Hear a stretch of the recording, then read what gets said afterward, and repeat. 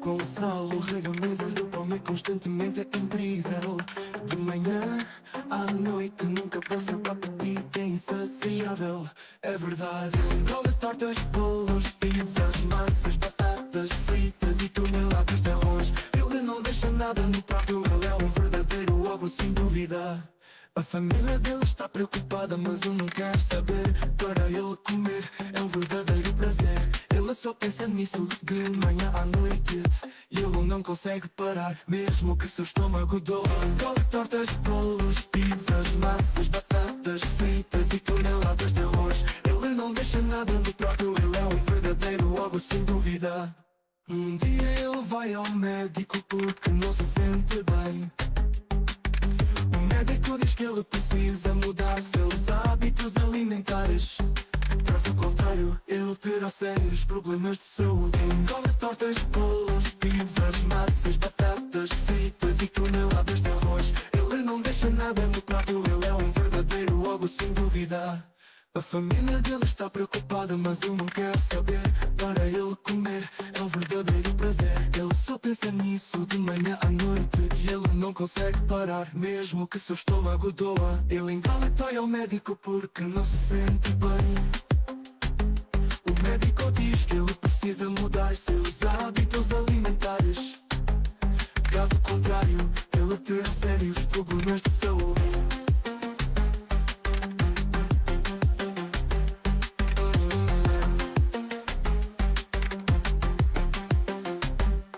Gonçalo decide seguir o conselho do médico. Ele começa a comer alimentos saudáveis e balanceados. Ele se sente muito melhor, está mais feliz do que nunca. Ele finalmente entendeu que precisava mudar seus hábitos.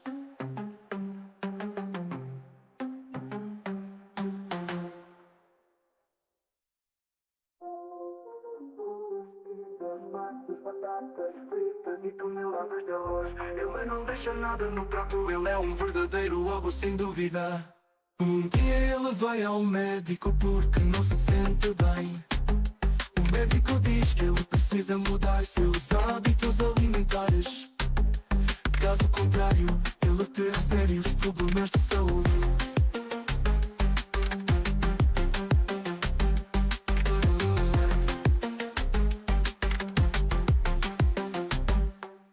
Gonçalo decide seguir o conselho do médico. Ele começa a comer alimentos saudáveis e balanceados. Ele se sente muito melhor e está mais feliz do que nunca. Ele finalmente entendeu que precisava mudar seus hábitos.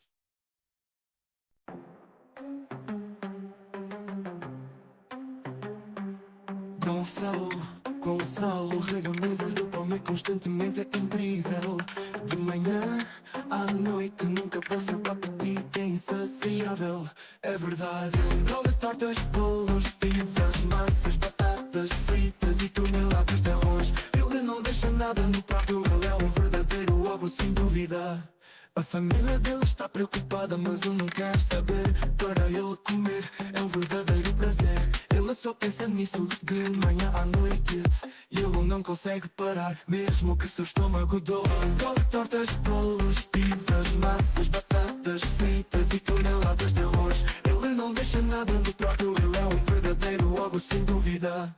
Um dia ele vai ao médico porque não se sente bem. O médico diz que ele precisa mudar seus hábitos alimentares.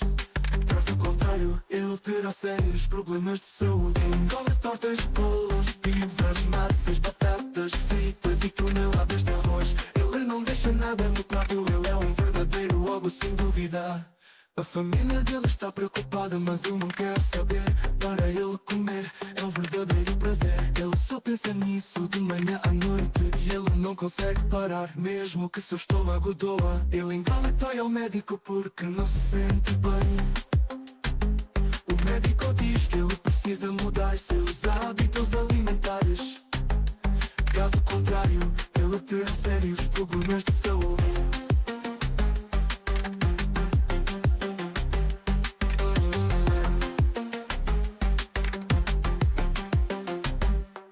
não solicite o conselho do médico. Ele começa a comer alimentos saudáveis e balanceados. Ele se sente muito melhor, está mais feliz do que nunca. Ele finalmente entendeu que precisava mudar seus hábitos.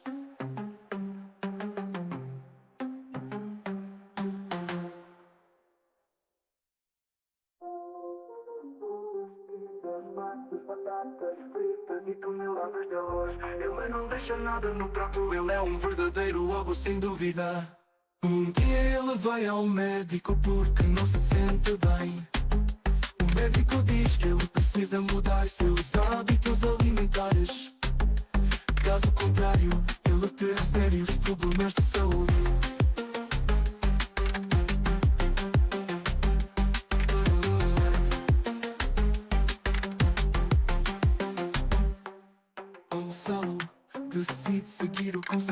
Hi guys, welcome back to another live stream. I hope you had an amazing day. So, today, we're gonna talk about the harsh truth as always. Welcome, welcome, welcome. Welcome to the stream. C'est des bâtards. Dark is here with us. Ils m'ont envoyé ça 5 jours, alors moi je fais la pute et je leur dis ça And 5 jours en avant. our very hard guest that you usually don't get in the channel. Jojo is here. Jojo is here with us. Jojo is here. Oui, il est là. Envie de facturer Oui. vos économies, il va te faire foutre, ING. Je sais que j'ai un compte chez toi, mais connard. Quoi, qu'est-ce qu'il va So l'ING? Il t'envoie des you mails. kinda caught me with non, me c'est eating juste my que ice cream. j'ai- More like j'ai- ice, you know. J'ai touché mon revenu pour le premier mois que j'ai fait Ouais. la mission locale. Ah, tu Bah. t'es revenu à la mission locale. No, Ouais, we're gonna continue 2 euros de l'heure. doing the harsh truth stream like always. But before we get to the Ah content, bon. don't forget to follow me on Ouais, Kick. ouais. We're trying to reach J'ai quand même un 800 petit peu followers. d'argent. Mais Not only j'ai that, été we're trying to pendant get 2 mois, verified here on Kick. So I would le deuxième mois, je l'ai appreciate touché if à you la fin de ce participate mois. on the stream by watching the stream, Comme un boulot normal. chatting in the chat, or dropping a sub. Ouais, So it's going to be one c'est step magnifique. closer. Mais towards donc, our ouais, j'ai quand même un verification. peu d'argent. We do Physique et stream aussi on YouTube as virtuel. well, so I'd appreciate if you hit the subscribe button. Go check out the additional content I give to you guys on all those social media. So don't forget to follow me if you really enjoy all the content. And big thank you for your go-to affiliation. Thank you. Now, as we always do, and we always have to react to them, bro. They're just the best. Ça va They're être the best of the intéressant best. comment So, ça va se passer avec... Again, don't forget to subscribe to Myron Gaines and Riyad. Again, two Et amazing si ça t'intéresse pas, YouTubers, mais streamers sur lequel va te trouver un autre truc. that talk about the harsh truth. They know how to extract all the information, connect the dots, Il y a plein de and boulot où il y a besoin de nettoyage, alors. Hein. show us the proof of said information. I really like what they do. They keep improving and they keep, you know, Si, ils vont t'employer. giving us information to be. Non, mais je te jure, On mais point c'est que des at Espagnols. the different subjects that Bon, are happening ça se voit que c'est tous des émigrés qui viennent bosser au these nettoyage. days, or more like recently. Bah, tu vois, So yeah, pire des cas, au moins, it's parce que dans mon... a bit je sais weird plus où j'ai mis la because feuille. Ah oui, elle est là. Alors, this month is Bon, gonna j'ai have a lot la of cantine, il y a des updates when it gens de comes to the Brest qui viennent et war. qui parlent espagnol Alors, entre eux. What the fuck? Since la première étape, c'est voir ce 4 juin là-bas, Since, pour voir you si know, je suis intéressé, et après, there's a faire current 2 ans en Écosse. ceasefire Et si ça between m'intéresse pas, je America, peux postuler à Israel l'hôpital de and Saint-Pierre pour le Iran, service de nettoyage. Où il y avait because aussi une of a employeuse là-bas special qui m'a month dit que for Muslims. le So yeah, travail de brancardier, there's not a lot of updates I can do when it comes to the war. ceux But qui bougent les one lignes. thing that we can talk about is feminism. We all know that Elle a dit feminism que is still shit. Ils sont en demande en So ce moment. yeah, Et that's je me pretty much suis what we're gonna do. dit, ouais, We're gonna parce talk qu'elle about était là, genre, feminism. fais So pas let's go. nettoyage ici, c'est juste... Euh, Elle a fait 10-12 ans, donc elle sait ce qu'elle parle. Est-ce que Donc, vous voulez voir ce que je vois ou Attends, je on est posais- occupé à parler, mais après. Mais donc... Ah oui, je devrais peut-être refermer cette image. Mais... Attends. Donc, There you go. elle a dit je vous que montre. fais pas ça, mais elle veut dire fais pas nettoyage. Mais j'ai dit j'aime bien et tout ça. Après elle a dit ok si t'aimes bien, t'aimes bien. Mais elle a dit que en ce moment, de ce qu'elle a entendu d'une autre Here we go. personne, I just c'est am que not interested le in métier de anything that comes brancardier after the est un 6-month peu relationship mark. commence à être Why do you think that demandé is? à I'm not nouveau interested le in dealing with your cadavre. J'ai dit, family or Yeah, Cole. pire No, des cas, they're je not veux interested in voir dans leur dealing site, with si you, c'est okay? possible. They're not interested in her. So what she does is, if she starts preparing herself for the breakup or she starts being insufferable because she knows like she's getting that clock. The thing is this, you guys gotta understand with older know that they don't command value in the sexual marketplace. They just know this. Imagine, you're a successful comedian, you've been told your entire life that feminism is great, you've been told pursue a career, make a bunch of money, become a multi-millionaire, become famous, you have all this financial security, you're famous, you got it all, you got it all. Then you lose some guy that you're dating, 10, 18-year-old Non, on je l'ai pas Tinder. enterré, mais je l'ai mis sur. Dire c'est parce qu'il était dans la baignoire. Would mean a lot to us if you take Dans a la douche, moment je veux and dire, smash dans la that douche. subscribe button. Having said that, Et j'ai dû let's get right le into it. transporter Okay, avec crisis ma mère. by et the aussi numbers. une autre You already personne. know 60% of Ouais, young ma men mère, are elle s'en not dating. foutait. 65% are not even Mais, trying to date. elle veut dire, oui, mec, moi j'adore. Je suis en train de bouffer ma bouffe ce matin. Et là, ma mère, elle me dit, vas-y, viens, j'ai besoin de toi pour bouger un cadavre. Je suis là. Tranquille, tranquille. Tu vois, je prends 2-3 secondes pour. We're talking about tu that vois. again? Again? Oui, non, mais parce que Joe peut-être ne savait pas. Comment ça, je savais pas? Tu m'as raconté ça quand il était là, fou! Je te l'ai raconté. Ouais, Yes! Ah, j'ai totalement Mais je- oublié. Mais Ouais, donc tu toi, je sais. pense. Non, je le dis pas souvent. Bro, this is gonna be so out of context. Non, je sais que je l'ai pas dit souvent. Hey! Peut-être 2. Yeah, one Avec day- celui-ci 3 fois. Yeah, one day, my mother said, hey, can you help me pick up a body? I'm like, Ouais. Non, moi je dis, ok, vas-y. Hein. Okay, I'm gonna explain Ouais, you guys tranquille, this the tranquille. context, okay? Respire. Il est juste mort. Il va pas te mordre. Bah mec, moi j'étais là, ah vas-y, ok, hein, allez. I'm just gonna Vas-y, explain the viens. context. So, T'as dit au mort, viens mon ref. Je is t'emmène à l'hôpital. if I remember correctly, it was a family member of yours, right, Dark? Putain. Ouais, on va dire ça.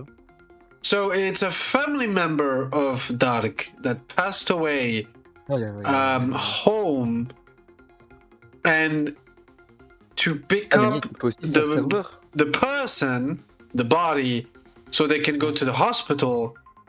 Oh, tu peux travailler on dans l'a un... mis Her dans. mother Mec, on l'a as- pas mis dans l'hôpital, sa mère.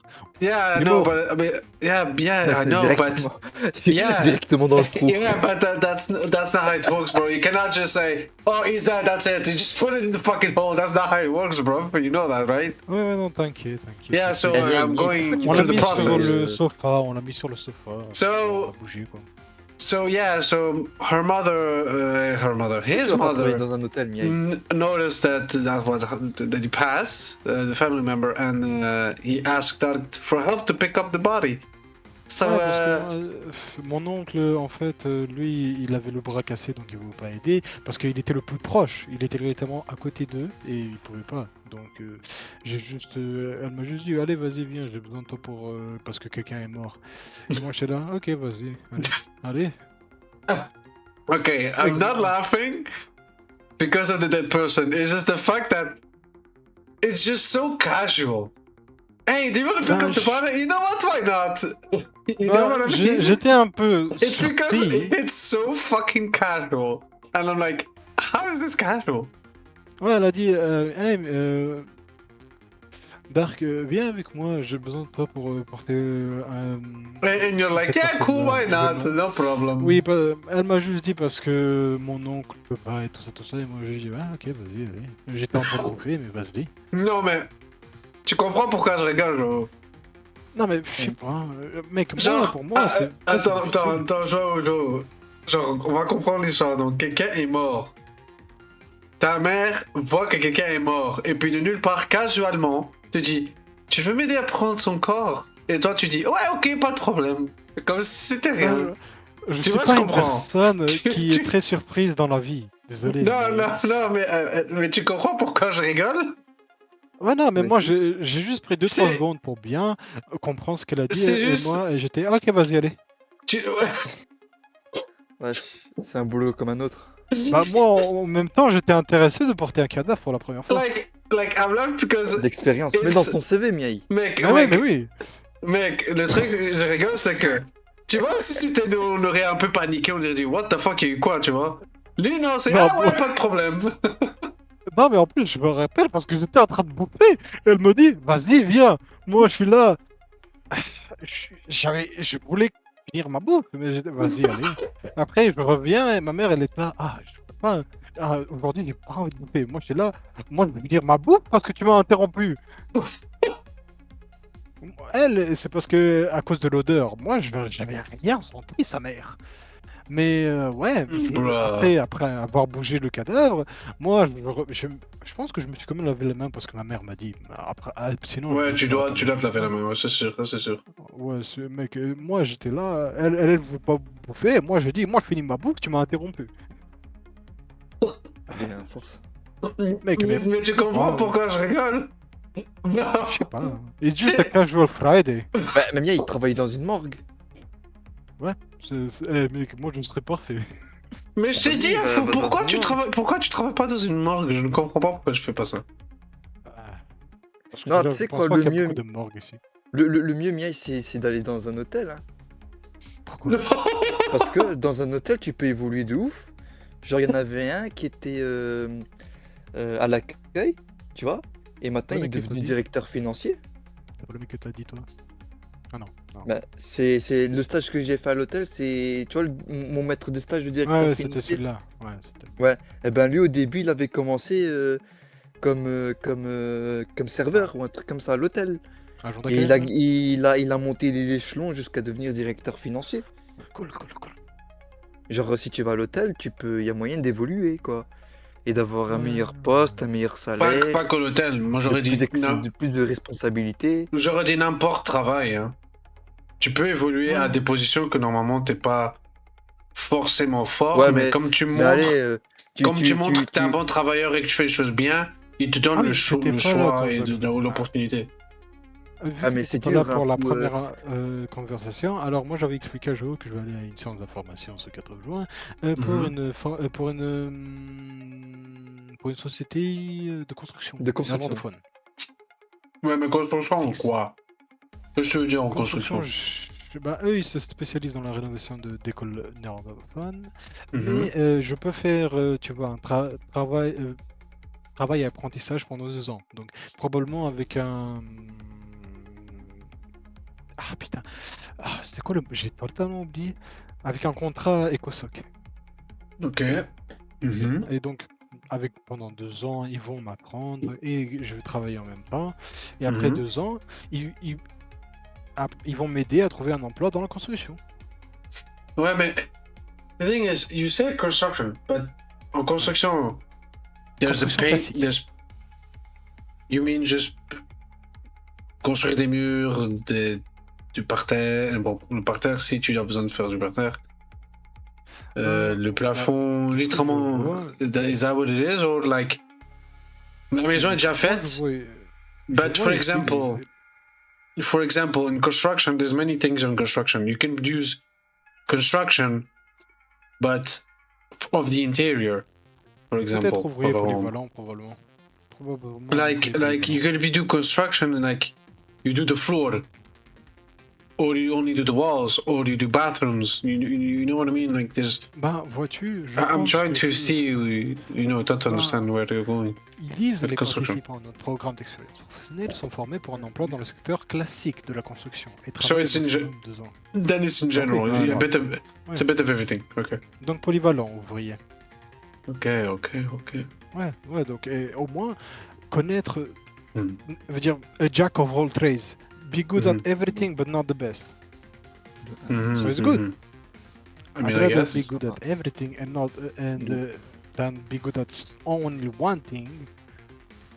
I mean, Il est pas là.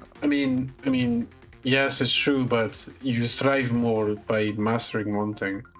Oui, I'd mais aussi, say- mais au moins comme ça, tu vois, je vais jamais manquer de travail Yeah, true. parce It que is true. It is true. parce que je vais savoir tout faire. C'est juste que je veux pas être le meilleur, mais assez bien pour que je fasse bien mon travail. Donc, m'en fous, hein.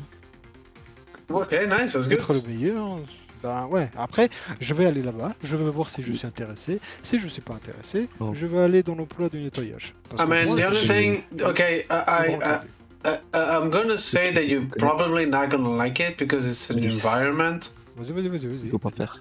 that they really do not care about hygiene, I would say. What I mean by that, I mean, il y a beaucoup de poussière. Like, si tu te salis, tu dois continuer le travail, like, it's like normal, you know what I mean? Tu sais que c'est déjà sali là-bas, mec. Mec, moi je continue, mon fou. Like, when I say tu te salis, I mean, like, for example, how can I give you an example? Like, you work on cement, for example. You're working on the cement. And a good amount of cement, tâches, and des grandes tâches, petites tâches, whatever. Go on in your clothes. I mean, are you cool by getting sali? That's what I mean. Like I don't care because I'm a chief. I mean, I know the industry. J'ai déjà fait avec mon père du ciment. Genre, mec, je me suis déjà mis de la. Did you enjoy? Mec, j'étais de bas en haut avec au moins des petites crasses de ciment. Mec. No, but did you enjoy working? Tiens, matériel roulant. C'était. Ça c'est simple aussi. Physique, mais au moins c'était. Ça faisait passer le temps, donc ouais, c'était bien. Putain, ils mettent 50, nice. 35 bails. If you end up enjoying, I would suggest you continue on the construction because not only you're gonna enjoy the work, but you're gonna earn maybe 10 times more. Or okay, maybe not 10 times, but maybe 5 times more than cleaning. Yeah. So it's more worth it. Moi, j'y vais pour voir si je suis intéressé. C'est, tu vois, parce que bon, après, je peux ne pas être intéressé, mais être intéressé par le salaire, ça oui. Mais après, être mécontent dans un travail n'aide pas beaucoup dans la vie. Yeah, but that's why I'm saying, like, if you like construction and you also have a 5 times better salary, there you go. Why not just do it? Since you like it and you get paid better. Tu vois, être formé dans le métier, c'est bien, mais aussi dans le néerlandais, c'est un peu... Wait, you have to do Netherlands? Un peu, ouais. Quand même. Good luck, bro. Good luck. J'ai les bases. Je veux savoir s'ils demandent que les bases. S'ils demandent plus que ça... Non, probablement c'est plus, parce qu'oublie pas, c'est le domaine qui est en néerlandais. So, you have to know what a wall, you have to know par terre, you have to know le ciment, si c'est la même chose, quoi. So... Ah! Machine à marchandise. Meneer. Attends, putain. Nee, meneer. I'm like, where are you doing la formation? D'un cul. Fixe, comme j'ai dit, une entreprise néerlandophone. That was a big mistake doing that. Non, ça va. You could have done in the French one. It would, like you legit à Bruxelles, you could have done it. C'est ma responsable qui a dit que c'est une très bonne entreprise. Alors moi je dis vas-y, pourquoi pas. Ouais. Yeah, but you should. So you're telling me just because she said it's a good, so you said yeah, why not? You didn't go. You didn't go research. You didn't go know the company or anything like that. Alors, je vais aller littéralement à la société des métiers ce 4 jours. No, but like Dark. Okay, so this is why I'm going to give you like an advice. I'm gonna give you an advice. I'm gonna give you an advice. When you want to go to a company, when it means to like do a work, or if it's not work, do an internship or anything like that in a specific company or something like that. Usually want to do a little bit of research to know at least what the company is, what it does, if it's in a language or not, what are the objectives, you know what I mean? So at least you're a bit prepared to where you're going, you know what I mean? At least oui, you know, comme je dis, ça me dérange pas tellement d'apprendre le néerlandais. Le néerlandais à l'école c'est chiant parce que c'est l'école. Mais ici, si je dois l'apprendre pour le métier, ça va, je vais être plus sérieux. Yeah, I know, but I'm not saying just because it's Netherlands. I'm saying in general, you want to know whatever you want to go to work or do an internship or whatever. It's better if you do a little bit of research so you have a little bit of knowledge of what the company does or you know what I mean. Elle m'a dit qu'ils sont très amicales, que je sais plus, peut-être qu'elle est déjà allée là-bas ou je ne sais quoi, donc elle sait un peu comment c'est. Donc c'est pour ça qu'elle m'a envoyé là-bas et moi je dis ok, si vous dites que c'est aussi bien que vous pensez, alors pourquoi pas. Au pire des cas, si je suis pas intéressé, je suis pas intéressé. Hein. C'est pas comme si. I'm just giving you advice, okay? I'm not trying to convince you to not go. Just non, it's an t'inquiète, de advice. toute façon, mec, I'm already pissed that I have 2 séances ce jour-là. What's sense of what? Iris. Bah, séance d'information avec Fix, parce que je vais devoir y aller. Et après, Mhm. séance d'information avec Actiris à Cité des Métiers. Je vais être occupé toute la journée. Je vais même pas être chez moi. I almost forgot. I mean, me, probablement demain matin, je suis pas là aussi. I have to do my dish. I completely forgot. I completely fucking forgot. Ah oui, donc on va où ce samedi, par hasard? Ce samedi, comment ça, ce samedi, what the fuck? Tu te rappelles, on a dit qu'on allait sortir. Oh, bro, I'm tired. I work too much the whole week. Samedi, connard. T'as dit que t'as pas de problème samedi. T'as dit vendredi. I work, bro. Shut up. You do not have the right to say that when you said okay plus tôt ce matin. Hey, bro, I work, bro. Shut the fuck up. I'm sorry. I completely forgot. We were so concentrated what we were doing the afternoon about like organizing my birthday and stuff like that, and not just my birthday. Also my YouTube and like clips and shit that I forgot. Ah, c'est rien. Financière, donc ça c'est compte 5. Ah, mais I mean, bon, if you moi, tu vois, want, j'ai you mon plan d'action. can. If you want, you can, yeah. Mais demande à Joao, puisqu'il est là aussi, il peut venir avec nous, I guess. We can go somewhere, I Ah, guess. demain? Mais t'as plus d'un an. Non, samedi, what do you mean demain? What the Ah. fuck? Moi, c'est Je sais demain. pas, j'ai entendu demain. 6. Demain, mon cul, faut quel demain? Non, j'ai entendu un demain. Ah, Non. Samedi. Si tu veux, genre, on se rencontre Jo, t'as envie de devant- sortir? Quand samedi. Faire quoi? Bah, si tu Rien. voulais. Comment ça va? Comment ça rien? Si vous voulez, on peut Marcher. samedi. On peut se rencontrer devant l'école à 11h. On mange un petit McDo, genre on Faire mange une balade et ensemble. pécho. Et puis on marche pendant un temps et on parle. Like, if you want, you can do that. Like, I don't know. Like, juste pour te dire, genre, c'est lui qui a dit qu'il voulait sortir. Hein. C'est rare qu'il dit ça. Hein. C'est l'état. Ouais, il va faire comme la dernière fois avec la grande roue. Viens, on va faire la grande roue et après il veut pas le faire. Je l'ai quand même fait, ok? No, you were too much Ouais, of a... ouais, mais No, il but fallait let's forcer be pour qu'il honest. le fasse. Let's be fucking honest. That day, you were a pussy. You were the biggest fucking pussy. Je sais pas quelqu'un qui aime les auteurs, mais franchement, c'était calme en fait. Yeah, there was nothing to fear. It's a fucking the giant wheel. What is that gonna do? Tell me. Je sais You're pas, not gonna... j'aime juste pas les auteurs en général.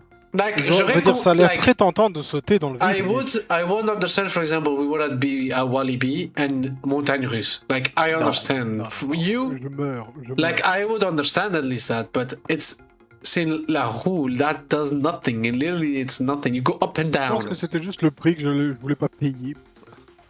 It's just, you go just up and down. That's pretty much it. 10 balles? Ah ouais. It was like 10 euros, yeah. Ah merde, 10 balles juste pour que je regarde la ville depuis en haut, ça valait pas. And now you go up and down twice. Mec, C'est quoi 422? Je pense que c'est pour ça que j'allais pouvoir. I mean, we did do it because of the devoir that I had, the project. Ah. Remember that? Il voulait pas le faire parce qu'il avait peur. Ah, de clé! Do you remember that? Like, I had to do like Instagram shit because Gonzalo. of digital marketing. Gonzalo, I said because of the clé. Yeah, what you mean, but you have no fucking pussy, you fucking Mec, j'ai idiot. totalement oublié que c'était pas un devoir. Moi, je pensais que c'était pour les réseaux sociaux. C'était pour les réseaux sociaux, you fucking idiot. Ouais, c'est ça. J'avais totalement oublié. Moi, mec, moi, j'ai dit que c'était un coup. Bruh. Well, I'm gonna continue the stream since, you know. Mais ouais, donc fait plus loin. samedi, on peut sortir, mais où? Ouais, à 11h, on se rencontre devant l'école, on va marcher jusqu'au McDo, on mange un petit McDo ensemble, et puis on marche dans les magasins, par exemple, on peut voir des magasins. Diet. What do you mean your dad? Simple, you go to McDonald's, you eat a fucking salad, there you go. We eat Bonne McDonald's, idée. we eat a Bonne salad. idée. Vas-y. There you go, you happy? We go to Yes. like a convenience store nearby or some shit, and then you eat the drugs or whatever, I don't care. Quoi? Calme-toi. Si c'est pas de la bouffe. I'm joking, guys, I'm joking. If you want to eat something, if you're in... You'll go pick up what you need to pick up, and then we eat with McDonald's all together. Some shit, I don't know. Ah, We t'as dit will... salade. Yeah, I mean, yes. I am pretty... Ouais, normalement, il y a pas- des salades. Normalement, McDo ont des salades, but... Let's be honest, they're from McDonald's. That's all I'm gonna say. Mec, les temps sont désespérés.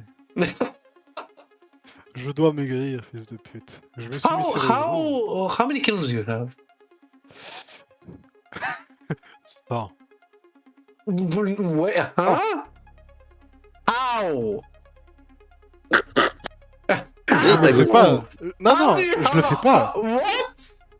How? Tu sais, je le fais pas, 100. mais je l'avais depuis déjà 100. quelques années. What Tu sais, the fuck? Gonzalo, It doesn't look Gon- like it. Gonzalo, comme j'ai dit, chaque fois que tu m'as vu, j'étais toujours à 100 kilos.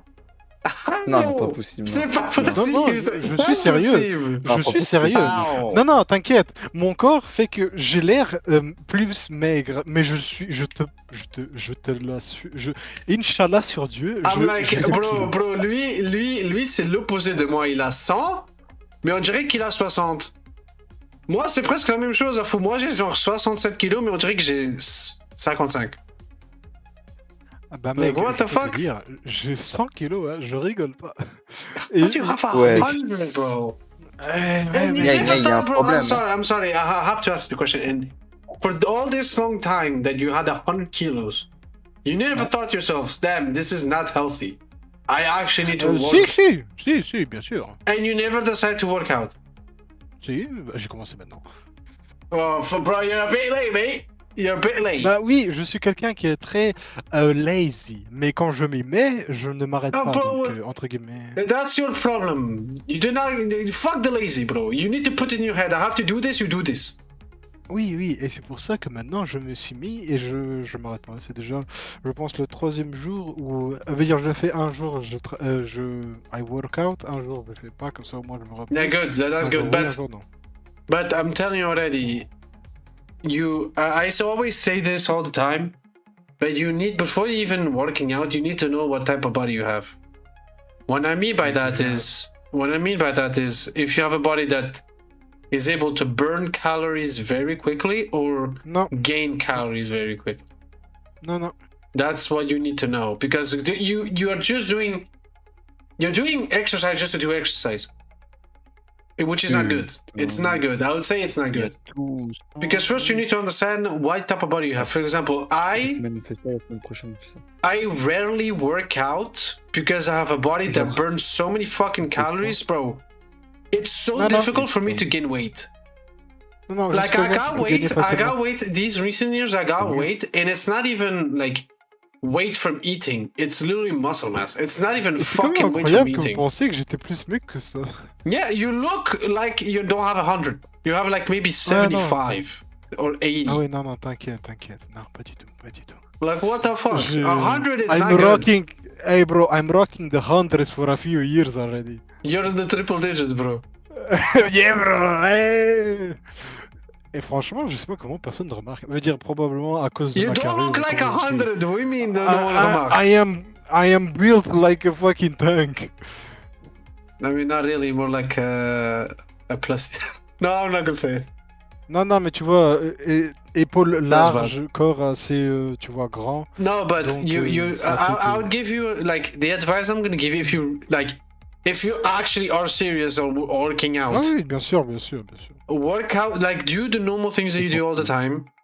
Work out for like a month. After, but before working out a month, you go, va te Mec, j'ai un peser. corps qui bouffe facilement. Tu Ça te veut dire qu'il gagne pèses. facilement. No, but wait, tu te pèses and you have the kilos, right? You have the kilos before starting working out. Then you do the things that you do for a month. You work out, you eat the things you eat, and so on. At the end of the month, you see if you lost a lot of kilos or nothing changes, you see like how your body has changed, you know, through the kilos. If it's still 100, it's because you gain too much compared to what you do. So you have to probably do more workout than what you eat. Ah non, t'inquiète. If Depuis que j'ai commencé à workout, je fais que légumes et protéines. yeah, Avec but un facture alimentaire. what do you mean by protein? We mean eating meat, or in fish, or do you mean actual taking powder on a drink? Viande ou œufs. Ou des œufs. Oh, okay, nice. That's all. That's good. That is good. Et c'est Meat. tout ce que j'ai mangé that's déjà good. pour 4 jours ou 5, 4-5 jours. That is good. C'est tout ce que j'ai mangé. That is good. You need to Ah oui, eat et j'étais à... good aspects. Pour You need that. information, j'étais à 103, donc je suis descendu What? à 100. Oh, you lost 3 kilos. That's pretty good. That's good. Ouais, donc... Wait, you lost 3 kilos in 4 days? 4 or 5 days, yeah. Okay.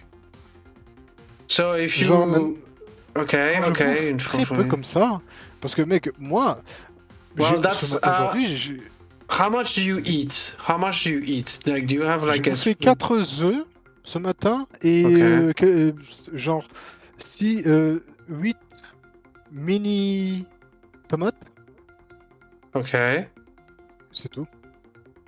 That's not enough, idiot. You know that, right? Because now what you're doing is like you're eating protein. I'm not saying you're not, but haven't you noticed that you lost 3 kilos in 4 days? That in 4 days you lost 3 kilos. You know that's a bit concerning. Ah Just a non, bit. t'inquiète, je me sens pas I say that- fatigué ou je ne sais quoi. I say that it's a bit concerning not because of the 4 days. It's because in short time he lost 3 kilos. So if you're trying to like Oui, non, mais t'inquiète, tu vois, c'est when le- you pick up a whole month, you say to yourself, you already lost 3 kilos in 4 days. It's quick. Non, mais It's not t'inquiète, normal. c'est... You know what I mean? Non, mais c'est l'excessif qui sort en premier. Et après, c'est petit à petit que le corps maigrit. Vraiment doucement. Because Là, c'est que l'excès. C'est l'excès. trying to Non, Gonzalo. I'm like in my head I calculate in a month, like when it comes to Gonzalo. workout. That's how I do shit, Gonzalo. you know. It's Yeah, no, the I- excess. I understood. C'est but parce que c'est les quelques premiers jours, c'est le plus que ça sort, tu vois, l'excès. Après, ça va être doucement, bien évidemment. Là, yeah, t'inquiète, I understand. But what I'm saying is, in 4 days you did this and you lost this, and it's like I'm trying to see, I'm seeing, Ah, je sais pas. envisioning, like a month, and it's like 3 kilos is already a lot for Non, like t'inquiète. 4 days. Moi, j'avais tenu That's what un jour pendant un mois un régime, tu veux dire avec 3 meals per day, or I don't remember when, j'avais maigri 5 kilos.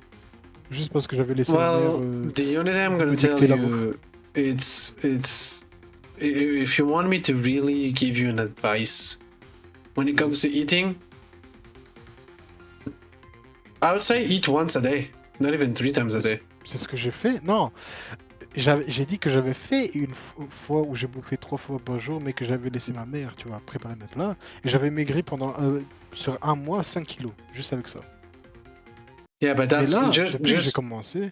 yeah, but now since now okay, so you probably have a body that gets rid of calories very quickly. Probably, I say that because Aucune idée. I say this because since you just said that in a month, just by eating normal meals, you manage to lose 5 kilos. It's probably because you have a body that loses calories easily. It's just Le pire, the thing is, you probably before that you ate so much that your body couldn't burn enough to be able to, you know. Ah, t'inquiète, mec, je peux bouffer une. So une you casserole entière de probably- spaghetti. Yeah, that's the problem. You should not do that. You mais need to je- control yourself. You need Ouais, c'était no. bon, sa mère. No. You need to control yourself. You eat one plate. Simple. Don't That's worry, that. the One plate was the casserole. No, that's casserole is one thing. Plate is another thing. You need a plate, mais- and that's it. Non, t'inquiète. Maintenant, je me suis mis depuis déjà 4-5 jours. Because now the body since you don't eat too much, the body is able to burn even too much, in my opinion. But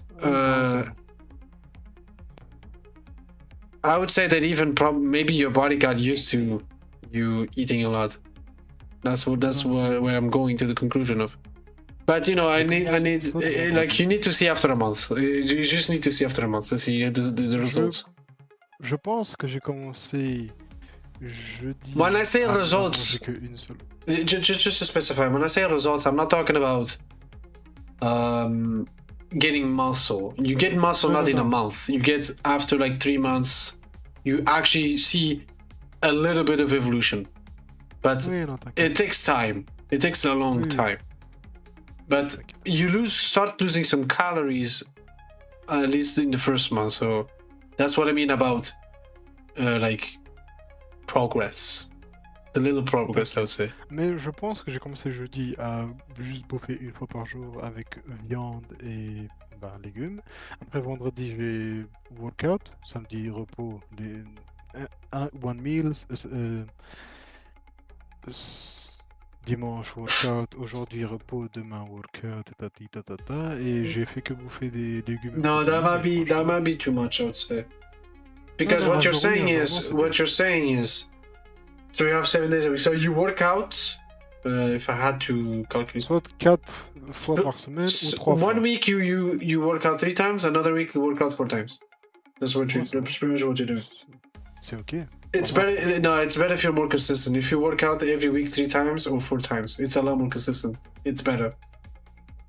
It's a lot better. Si je le fais un jour oui, un jour non, c'est consistant, non? No, because the fact. Yeah, but that's not what I'm saying. What I'm saying is, a week you're gonna work out 3 times, another is gonna work out 4 times. There's a bit of inconsistency. You work out sometimes more in 1 week than another. What I'm saying is trying to be more consistent. Like you work out every week 3 times. Boom, done. Like solid. No. For example, it's an example. That's what I do, for example. Gonzalo, si je travaille sur 100 jours, ça veut dire qu'il y a 50 jours où j'ai fait workout et 50 où je me suis fait reposer. Oui. Ça veut dire que dans un mois, si dans un mois il y a 30 jours, on va dire dans la généralité, alors il y a 15 jours où j'ai travaillé et 15 jours où je me suis reposé. À la fin, ça fait une différence. Si une semaine j'ai fait 4 et une autre j'ai fait 3. Parce qu'à la fin du mois, j'ai fait 15. No, but you're being stupid. Non, mais moi je parle. Yeah, okay, this is what you. Okay, you know. Okay, so here comes biology. Sans compter les semaines. So when you work out, it means you're pretty much tu peux déchirer ton muscle. You know that, right? When you work out, that's how workout works. Ouais. Do you really think after a day that your body is able to actually heal itself? Ça va, un jour. This is why I tell you no. That's why I'm saying if you. Fucking my asthma is pissing me off.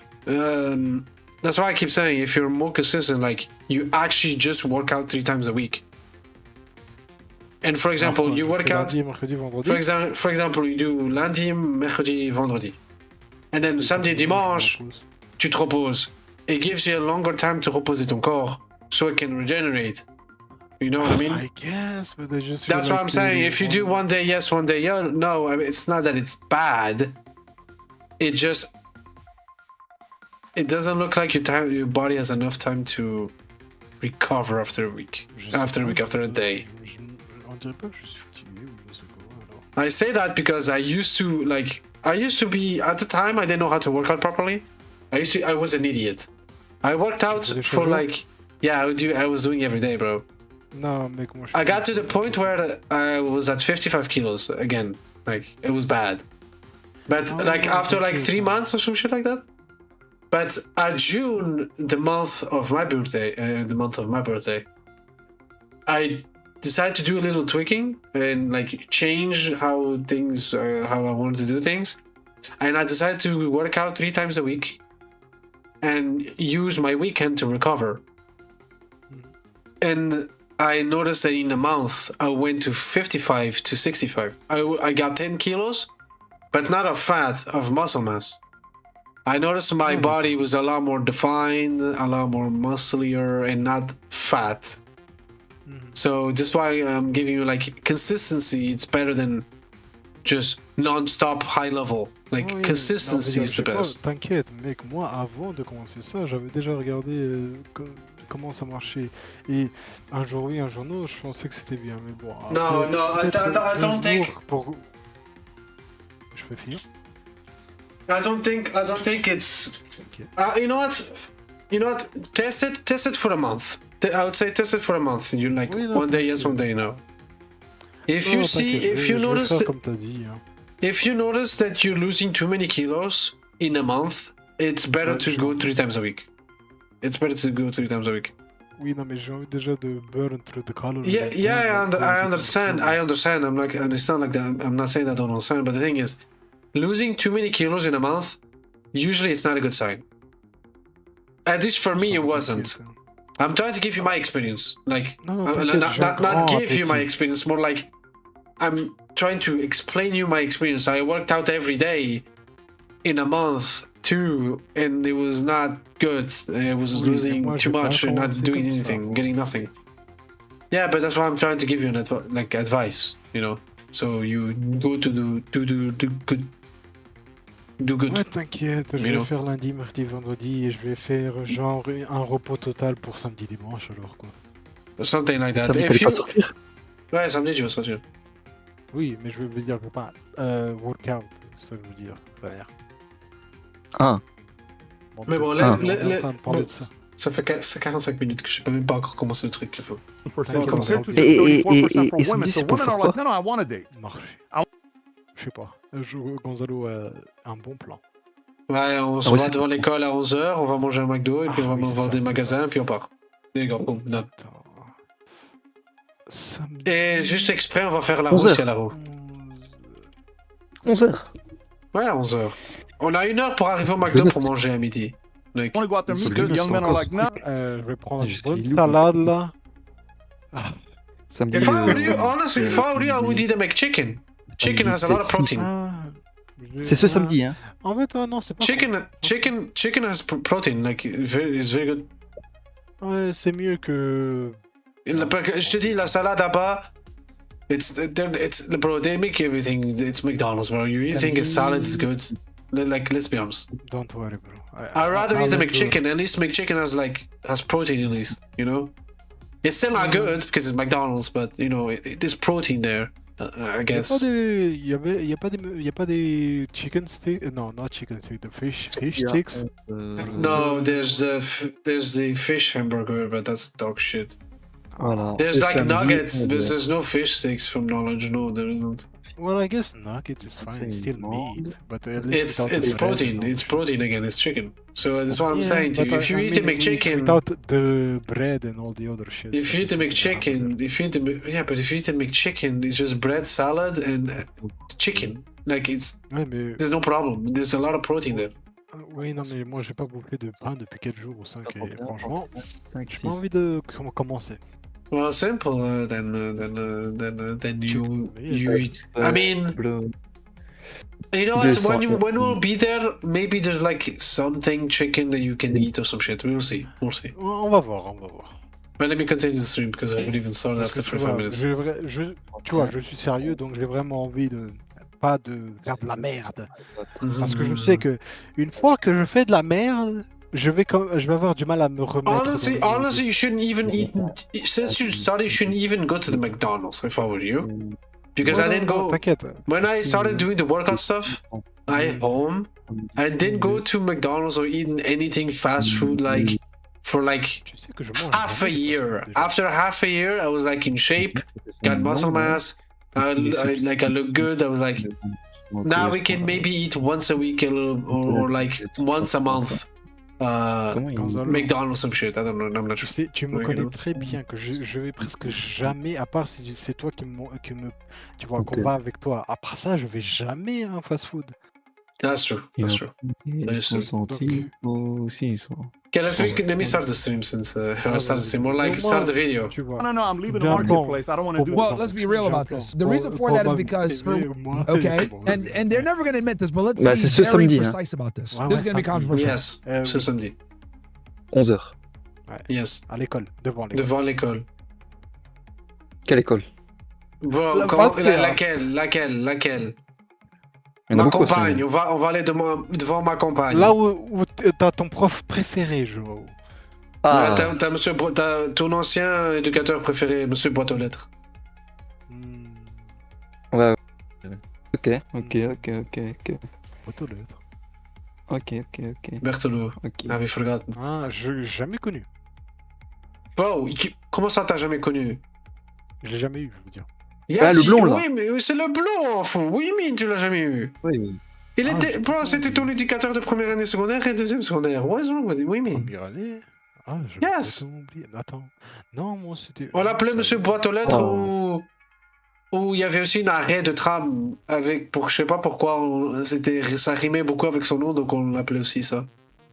Franchement, Ah, première et j'avais deuxième secondaire, totalement les oublié. meilleures années. Ah, Bertolo, there you go, C'était trop. remember, Bertolo, c'est l'arrêt. On l'appelait Bertolo, si. Ah, c'est vu que c'est Berthollet. Ah, ok. Voilà. Yes. Yeah, I remember.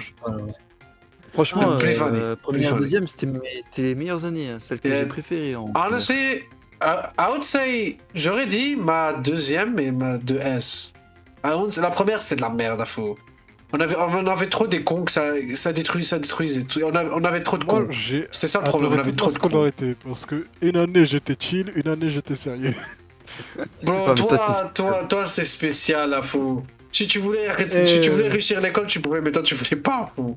Eh mec, j'étais comme la personne qui était avec. No, you had the realization. You had like the realization that you could just do things so easily, but you're like, you know what? Why? I'm not gonna do it. Ouais, non, j'étais trop la flemme. Mais il y avait une prof, comment ça s'appelait encore, où elle avait expliqué qu'elle avait un pote à elle qui a fait la même chose. Il avait doublé chaque année et après réussi. I mean, school is not hard, to be honest. Mec, Ouais, donc c'est spécial. prends exemple sur moi. Même quand j'essayais pas. I literally never studied. I just paid attention at class, did whatever the fuck I wanted because I was just too good. Gonzalo, c'est la même chose. Une année j'étais relax, l'autre année j'étais sérieux, mais pas sérieux à vraiment étudier, juste assez pour que je réussisse quoi. School was easy, bro. Easy shit. Chill. I was chill as shit. I was Je very vais pas chill. penser à la vie professionnelle, mais maintenant que je suis dans la vie professionnelle, je dois y penser. Ah, I mean, you say that it's actually easy. I'm telling you already, it's actually not as hard as you think. t'inquiète, je sais que c'est pas difficile. Like I would say maybe the first month is a bit complicated because you have to get used to it. But after the first month, it's like any other day. It's like I'm doing this. Oh, okay. Ah non, t'inquiète, quand j'avais fait mon stage pendant 2 semaines à l'hôpital, c'était comme t'as dit, un peu comme ça, mais c'était. Yeah, it's like you're going. It's like you're going to school again. You know what I mean? Like là, tu travailles. you know what I mean? Like Oui, non. you adapt. Like at the beginning, it's a bit hard, but when you adapt to it, it's like it's C'est easy. 8 heures semaine, ou un truc dans le genre, donc. Yeah, C'est comme l'école, donc ouais. yeah. Like for some reason, it's very easy. Ouais, non, But yeah, c'est juste que moi, je voulais pas avoir les responsabilités d'un adulte, c'est tout. But what do you mean? What do you mean? That's not how life Je works, suis un bro. adulte, je sais. Mais c'est pour ça que j'ai élargi mon temps à l'école, comme ça je vais pas y penser. Et ça, c'est. I mean, if you wanted, you could have continued. You could have gone to uni and shit like that. Just more time. Nah, fuck, nah. You could learn some A's and some B's. Nah. Bro, I'd be partying and shit. I ain't even living that place. No, bro. You could learn some A's and some B's, bro. Nah. Ah, fuck that shit. Le AAA va te faire foutre avec tes AAA. Avec AAA plus A au carré, avec un A. Genre, va te faire foutre. Pourquoi il dit ça, genre? Ta mère, plus jamais je vais à Fou. un auditoire. Quand j'étais à l'université à l'ULB, il est venu visiter l'université. Je sais pas pourquoi, mais il a décidé de le faire. J'avais cours de maths. Donc nous, on était occupés de voir les fonctions, tu vois. Donc il y avait les A, les B, les fonctions et Bon, tout ça. j'allais le faire péter de rire avec mes A. Faux. Je vais pas te mentir, le prof il disait beaucoup A, B, B, B, B, B, B, parce que tous les exemples c'était A, la lettre A et la lettre B. Tu vois, dans l'exemple, l'exercice. À fou, il faisait péter le rire à fou ce gars. Ce Mia, il faisait que dire A, B, B, B non-stop. Ouais, Genre, tu vois, péter de rire, toi. Tu vois, moi, j'essaie d'être concentré parce que moi, tu vois, j'ai des tests à la fin. Et lui, il dit, ah ouais, on va rigoler pendant un petit moment, ouais. Ouais, vas-y. Non, mais c'est vrai, like, bro, c'est vraiment inutile ce que j'avais appris là-bas en maths. C'est tellement inutile. Holy shit. Genre 9.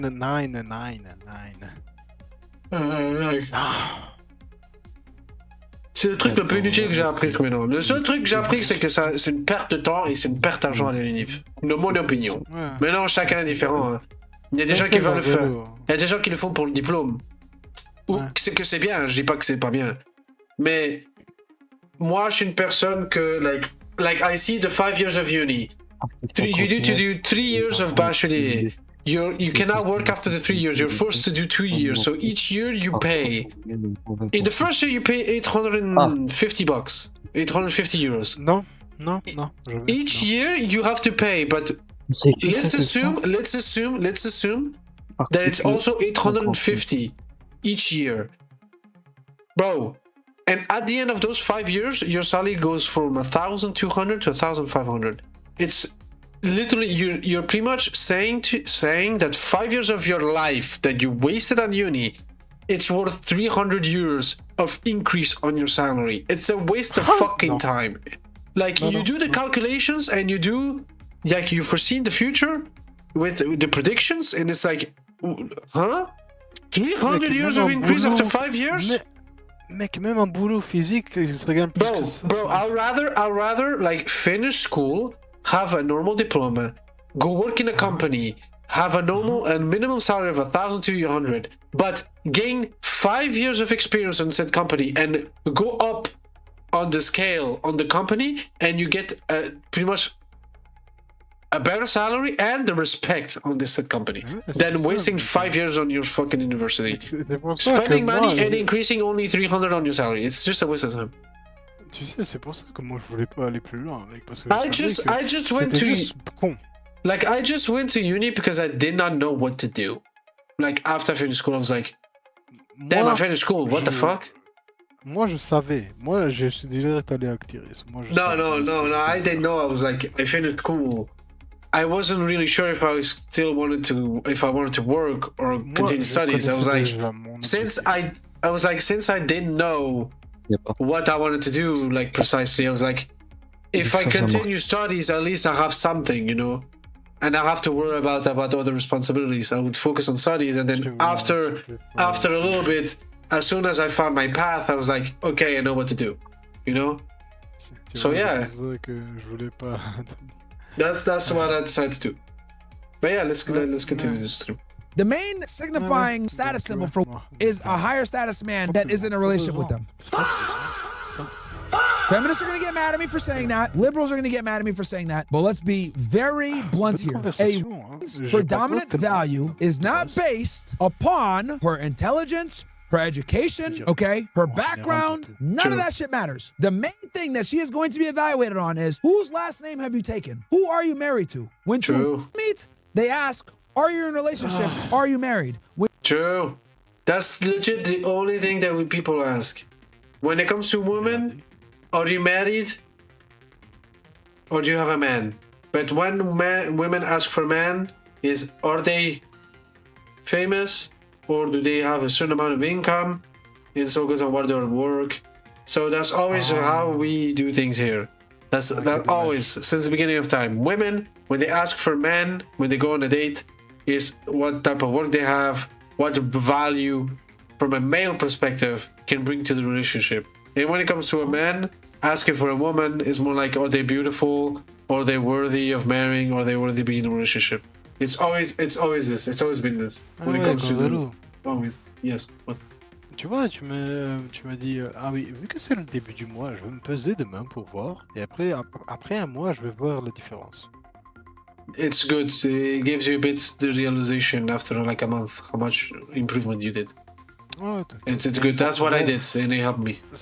Cette semaine, je vais pas pouvoir faire lundi, mercredi, vendredi, vu que j'ai déjà fait dimanche, et donc je vais devoir faire mardi, jeudi, vendredi, samedi pour cette semaine, mais après je vais faire lundi, mercredi, vendredi, je vais me reposer samedi, dimanche. Pour la Nice, semaine nice. prochaine. Yeah, nice, bro, nice. Good school. Mais donc, vas-y, continue. When two men meet, what do you do for a living? Listen Yep. to that again.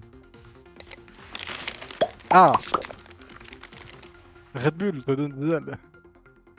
Red Bull, it's bad. Pour le film. I am not a long-term person. I just am not interested in anything that comes after the What would you? Is going to be evaluated on is I'm whose like last you. name I'm have you like you. taken? Who are you married to? When two meet, they ask, are you in a relationship? Are you married? When two men meet, what do you do for a living?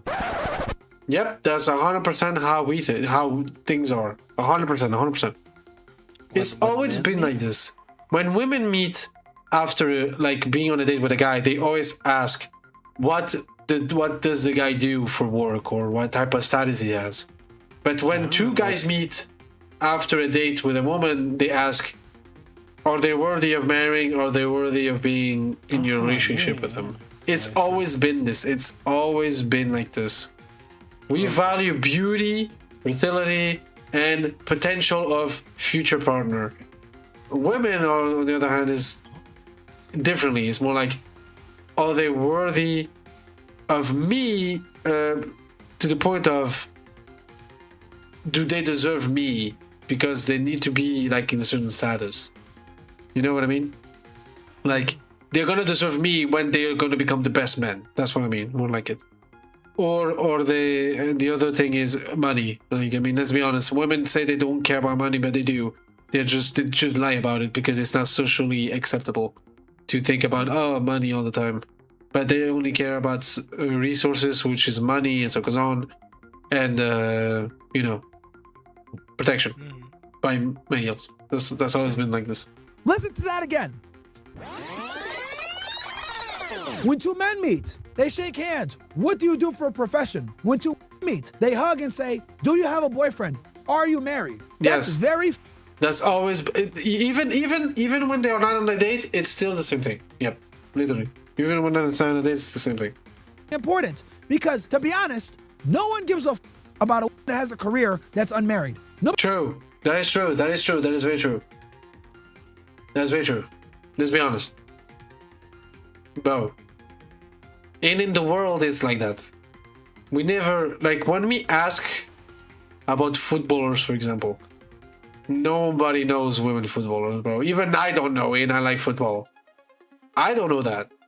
I know Cristiano Ronaldo, Messi, Thiago Silva, some legends, Kaká, for example, Ronaldo, Pelé. When it comes to women, nothing, bro. Fucking nothing. That's true. That is true. He does be speaking facts, bro. We don't really care. It's not like that we don't care about women's careers. It's just biology-wise, we only care about women because, I mean, we care if they're married or not. It's more like that because we care about social subjects on a woman. Like if you're married, you have children and stuff like that. When it shut up. When it comes to a male, it's more like, did you finally manage to be socially accepted as a great man, a businessman, and so goes on. So it's always come to biological social subjects. Men to become the greatest man and women to become the greatest woman. Man, the man for becoming the best man they can be, the big businessman, top G. And women by becoming mothers, marrying, having children, and so goes on.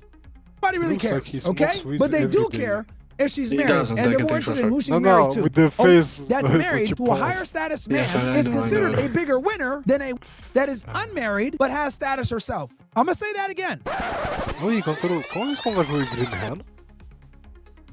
I told you it's at the end of this week. Next week, pretty much. Ah, ok, merci. Donc on finit. Yes, 7 days to die. It should be finished this week. Yes. Cool. We got a lot of blue pill people in here, a lot of feminists in here, a lot of progressives that are probably stupid. So I gotta repeat shit for these dumb niggas because I'm gonna assume that a lot of you guys are blue pill on this topic. A that is in a relationship and or married to a higher status man carries more status than a that is unmarried that does not have a higher status man that True. might have the same True. status herself. Look at Chelsea True. Handley, the comedian, rich, famous, nobody gives a flying. Okay, there's a right now that's 19 years old working at McDonald's that has more value on the dating marketplace than Chelsea Handley. Incredible. True. Let that sink in. This is That what I is tell you true. guys all the time. Beautiful. Men and women More are not beautiful. equal. What? And maybe it looks maybe prettier. Yeah, that's why, because it all comes to beauty, and not just beauty, but beauty is part of it. Like when you're 21, you become an adult. In America, they become an adult. They're considered adults in America. Falam. Pai, estão-te levar o saco azul, amanhã é dia do azul. E dizes-me isso agora. Fui ver à janela e eu vi lá sacos. E tu não vistes quando vieste lá fora? Estava ocupado a ser com o cão, não estava cá para ver os sacos. But I was saying, why do young women, when they turn 18 here in Europe, but in America 21, when they turn adults, why do they have more value than older women? Because it's more likely they're virgins, it's more likely they're more beautiful, it's more likely that they don't know a lot of things, so they don't have a lot of trauma, and so goes on. Well, that's why they have more value in their sexual a marketplace. MILF is not bad. Okay, you have a problem in your fucking brain. No, I'm just saying it's not bad. I'm gonna do something, guys. Find a good- Come back in a second. No, you have a problem in your brain. Well, stop treating it like that. No, I'm just saying. Eu agora fui à janela e vi que tem Like saco there is lá a lot of fora. options. You cannot outright say that each one of them is bad, because maybe some people are into more older women, or others into younger. Depends on the preference of the person. I wouldn't say that I have a preference, but I guess older women because they just look more mature. That's it. That's it. Yeah, I guess. I don't know if I would love to be with a younger one than me. I ain't saying I'm against it, but I guess older would be better. I don't know. Some are outright impossible. Some are just okay, and others are moderately. So I guess in a way,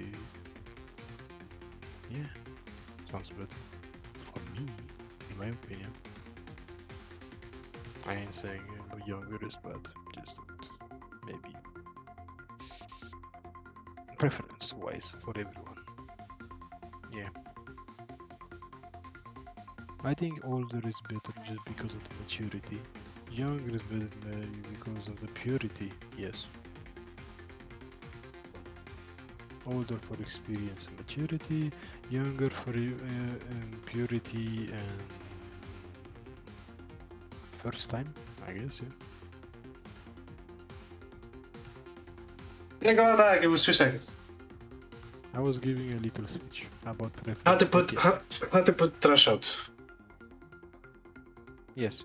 So don't worry. I just said something, but don't worry. It was rational. Mm-hmm. A man that's 19 years old, that's a virgin, working at McDonald's, has no value. A girl True. What? He said, like, so he gave the example, a woman that works in a McDonald's, just turned 18, like an adult, that has no experience when it comes to social and stuff like that, has more value than an older woman. And then he did reverse, a man that works at McDonald's that is a virgin, has no experience, has no value in the sexual marketplace. Why? Again, the woman, younger, more beautiful, virgin, more likely, has no past, so no trauma, and so on. The men, however, since women are after men that have experience, they're beautiful, they work out, they have a business, and so on. All of this takes time. So if you're a 19-year-old, you just enter the sexual market value, you work at a McDonald's and you're a virgin, you have no value because the women in general in the sexual market value, they're all after men that are, again, they work out, they're beautiful, they have their business, and so on. So since that takes time, since you just started, you have no value. I'm never getting married. You are. Shut up. Andrew, You are. Why do you say you're not? You are. shut the fuck up. You are. I don't want. Oh, you don't want to? Okay, then I mean, you do whatever you want, I guess. It's just a hassle. I'm sorry to say. I mean, like, I want to get married, for example, but it depends. Like, remember, there's different ways to marry. When I say this is, usually you marry with the state, and I see that. Yeah, you say prenup. Yes, I know, but when I see this is when the problem starts. So I was like, I want to marry, but I want to marry without the state involved because usually it's where the problem starts. So I was like, marry through religion. Simple as that. Through religion? Yeah. For example, we are Christians. Just marry the Christian way with the pipe and so on. I guess, but There you go. people like that sometimes are just... Yeah, but if you end up, I guess, divorcing, I keep my shit, she keeps her shit. Like, there's nothing, we're not stealing from each other or anything like that. There's no, like, the state is not involved. There's no problem there. Like, it's a lot more peaceful, like, no problem. You know what I mean? Very skeptical and untrustworthy. No, I just very not trust people. You don't trust people in general. Like, the thing is this. Like me, it's not like that I don't trust people. It's just I know how to read people, so choosing the right one. I won't say that I know how to choose the right one. Me? It's not like I know how to choose the right one. What about me, bro? Bro, you just you wanted me to give you like you want me to be honest in the sexual market value?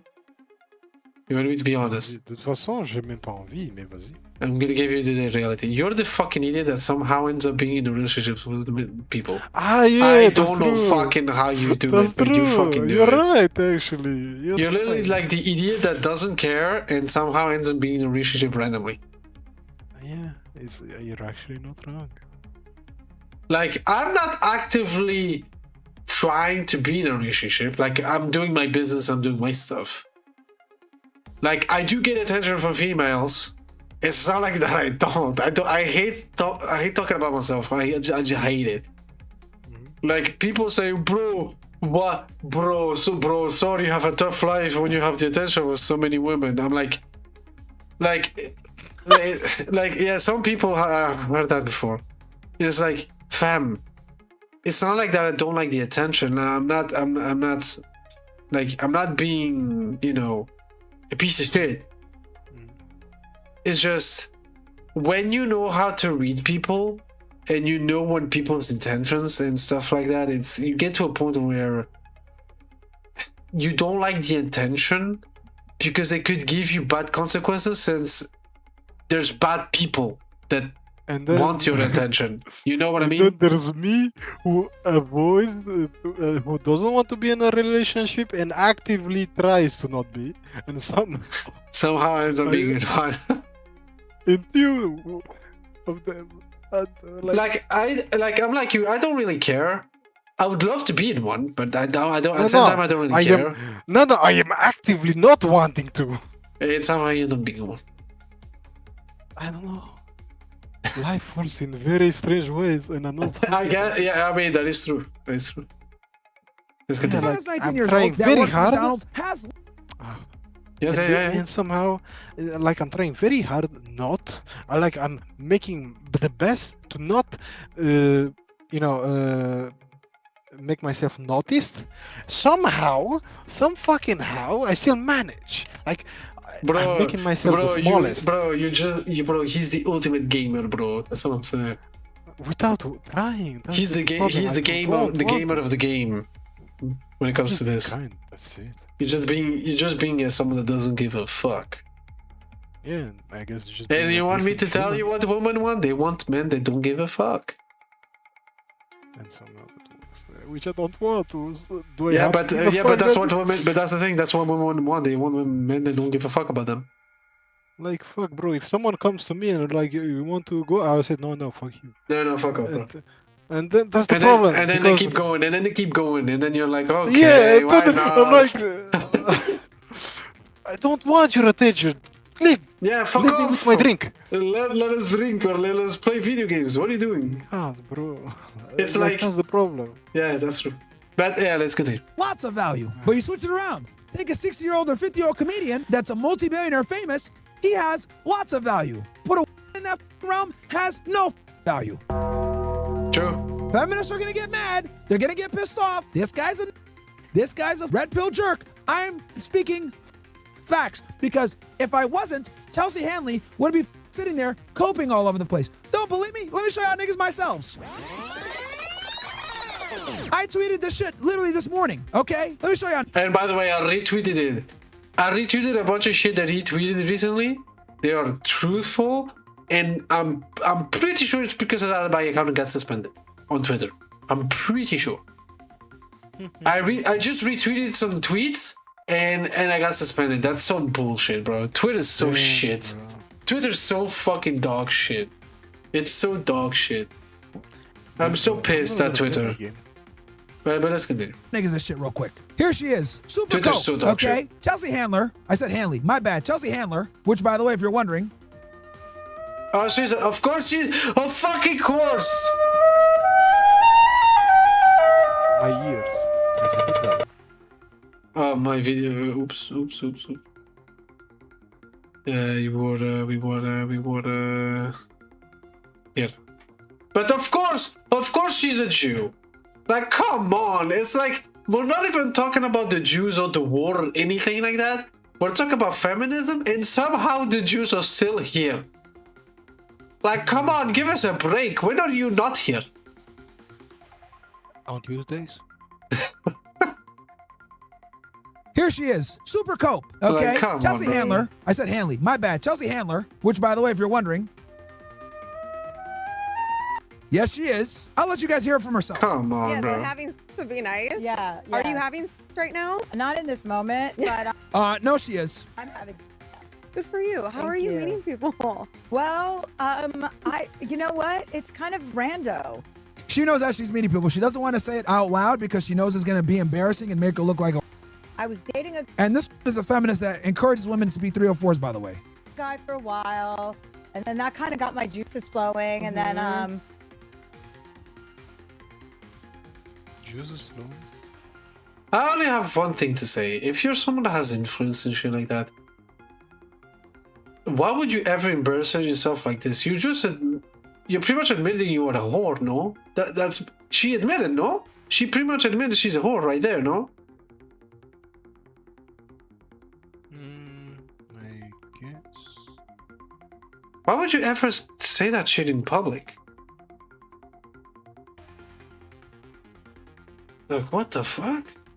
I don't know. I just kind of if someone hits me up, the most recent guy hit me up on DM. Okay, so the DMs are on the table for you. Well, they are, but She has no other way to meet people. Are you stupid? See, this is another thing about like they have like no awareness of like how the dating game like actually works from like the male perspective. Like I hear that and I'm like, yeah, of course, she's famous, she's rich. She can't Sure. date regular niggas. 95% of men are off the table for her off rip. if I know the person, the Sure. person who DM'd me most recently, I knew. Got it. So Got it. I was like, I knew of him. I didn't know him. I was like, oh, come over, have a drink, and then oh, I love this. And Yeah. are you meeting people in the wild? Like, does that ever? sometimes, yeah. Okay. Wild. Like I told you, she literally openly admitted that she's a whore. She just admitted it. Like I said, she's admitting. Bruh.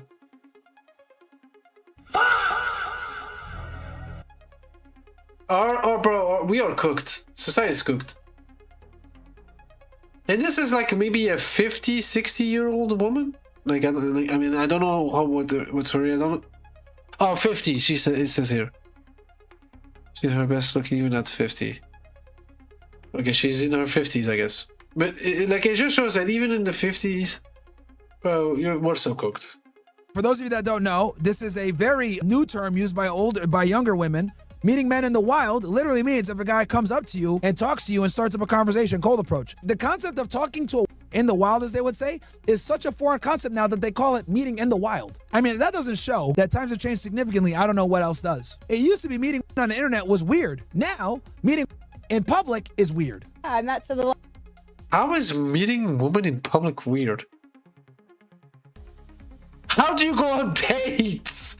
You have to meet them in public. Like, am I wrong? How is that weird? What the fuck is going on, bro? Our society is so fucking cooked. Last guy I was dating, I met him in Vegas at a blackjack table. I heard this That story. was a really fun, like, adventure. We had a great 5-6 months together. And then, you know, What happened? Because you went public with him. Yeah, but listen, me being public with men is I post guys all the time that I'm dating, and you know what I mean. Yeah. I'm not posting them saying this is my boyfriend. It's like who I'm spending time with. Just in Yeah, and she's not posting all the guys she's smashing, by the way. a Instagram photo is- with a bunch of people is or something. reflective of like whoever I'm hanging out with at the time. But Yeah. Bruh. I am not Yeah, sorry guys, this audio sucks on this shit. Obviously, it's a podcast, so are we surprised? But yeah. a long-term person. I just am not interested in Bro, I anything hate that that comes those after the sticks so 6-month much. relationship mark. So Why do you dope think shit. that is? I'm not interested in dealing with your family or Yeah, Cope. No, they're not interested in dealing with you, okay? Le 2 juin, je tiens 4 heures en direct. Habituellement 1000 euros. Cette fois, c'est gratuit. Like, Damn. get the out of here with that. Oh, Yeah, I'm as I not- would say, it's not like that you are not interested in knowing their family. They are the ones that don't want to commit to you. Because if they really wanted to commit to you, it would be different. But clearly not. If it's always the same thing, it's because all those men don't want to commit to you. They just want to smash you and get the fuck out. That's pretty much it. interested in dealing with your no, they're not interested in you, Chelsea. Okay? You're not fooling Sure. any of us. Any guy, Yeah, like, I mean, nobody's look, getting I'm fooled putting on here. the red lens for you niggas. I'm translating the womanese. They're not The interested in her. womanese. So what she does is she starts preparing herself, right, for the breakup, or she starts being insufferable because she knows, like, she's getting that clock. The thing is this, you guys got to understand with older, okay? Older know that they don't command value in the sexual marketplace. They just True. know this. They True. understand it innately. True. Chelsea Handler knows that she cannot compete with a that's 19 years old working at McDonald's. True. Okay? She can't. She knows she can't. It's a very ugly reality. Imagine you're a successful comedian. You've been told your entire life that feminism is great. You've been told pursue a career, make a bunch of money, become a multimillionaire, become famous. You have all this financial security. You're famous. You got it all. You got it all. But you got didn't the Sex get- and the City but you lifestyle. didn't get then you the lose first some guy that you're thing that dating, you to an wanted. 18-year-old on Tinder. Give up. That's tough. That's tough. Imagine you got duped to think that pursuing a career, putting off marriage, not having kids, pursuing success, basically being a guy, right? Your way through life, doing everything that a guy can do. Because you're a woman, you're equal, you deserve it. And then you get there, you meet a guy your age, 50 years old, handsome, successful, makes money. You go on a date with him, right? He smashes you, doesn't take you seriously. You have a little fling for 2 or 3 months. And then you find out he's dating some 19-year-old that works in Dunkin' Donuts. True. I guarantee you Yeah. that's probably happened to This is her truth. multiple times. Multiple times. She's lost probably countless men to younger, known or unbeknown to her. So this is epic hope from her angle. She doesn't want to tell the truth. I can't compete with younger women. So I have to be in constant situationships. I can't retain a man long term. Here's the other thing about older that you guys need to understand. Older come with lots of bad habits. Okay? True, bad habit. That's so true. That is so fucking true. Listen to me very closely. Older That's so true. men come with lots of bad habits. If you meet an older that's single, you can rest assured she has some really bad habits. Why do I say that? Because for women to attract men, it's very simple. If a girl is somewhat decent looking and she's in her 30s and single, that's a big red flag. Remember, women play the dating game on easy.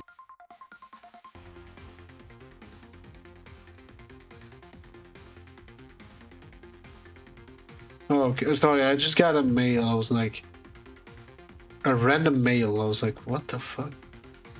Okay, that's good. Okay. I thought it was like, that was weird. Something weird. They're able to meet a multitude of men in a short span of time. If they're not able to capture a guy and hold on to him long term, something is wrong with that. Okay? Let me True. be explicitly clear with this. Men are easy to please. Men don't ask for much. If True. you're not able to retain a guy in some type of long-term relationship and you're in your 30s as a when you're dating on easy mode, well, what does that mean? Let me put it in guy terms for you guys. There you go.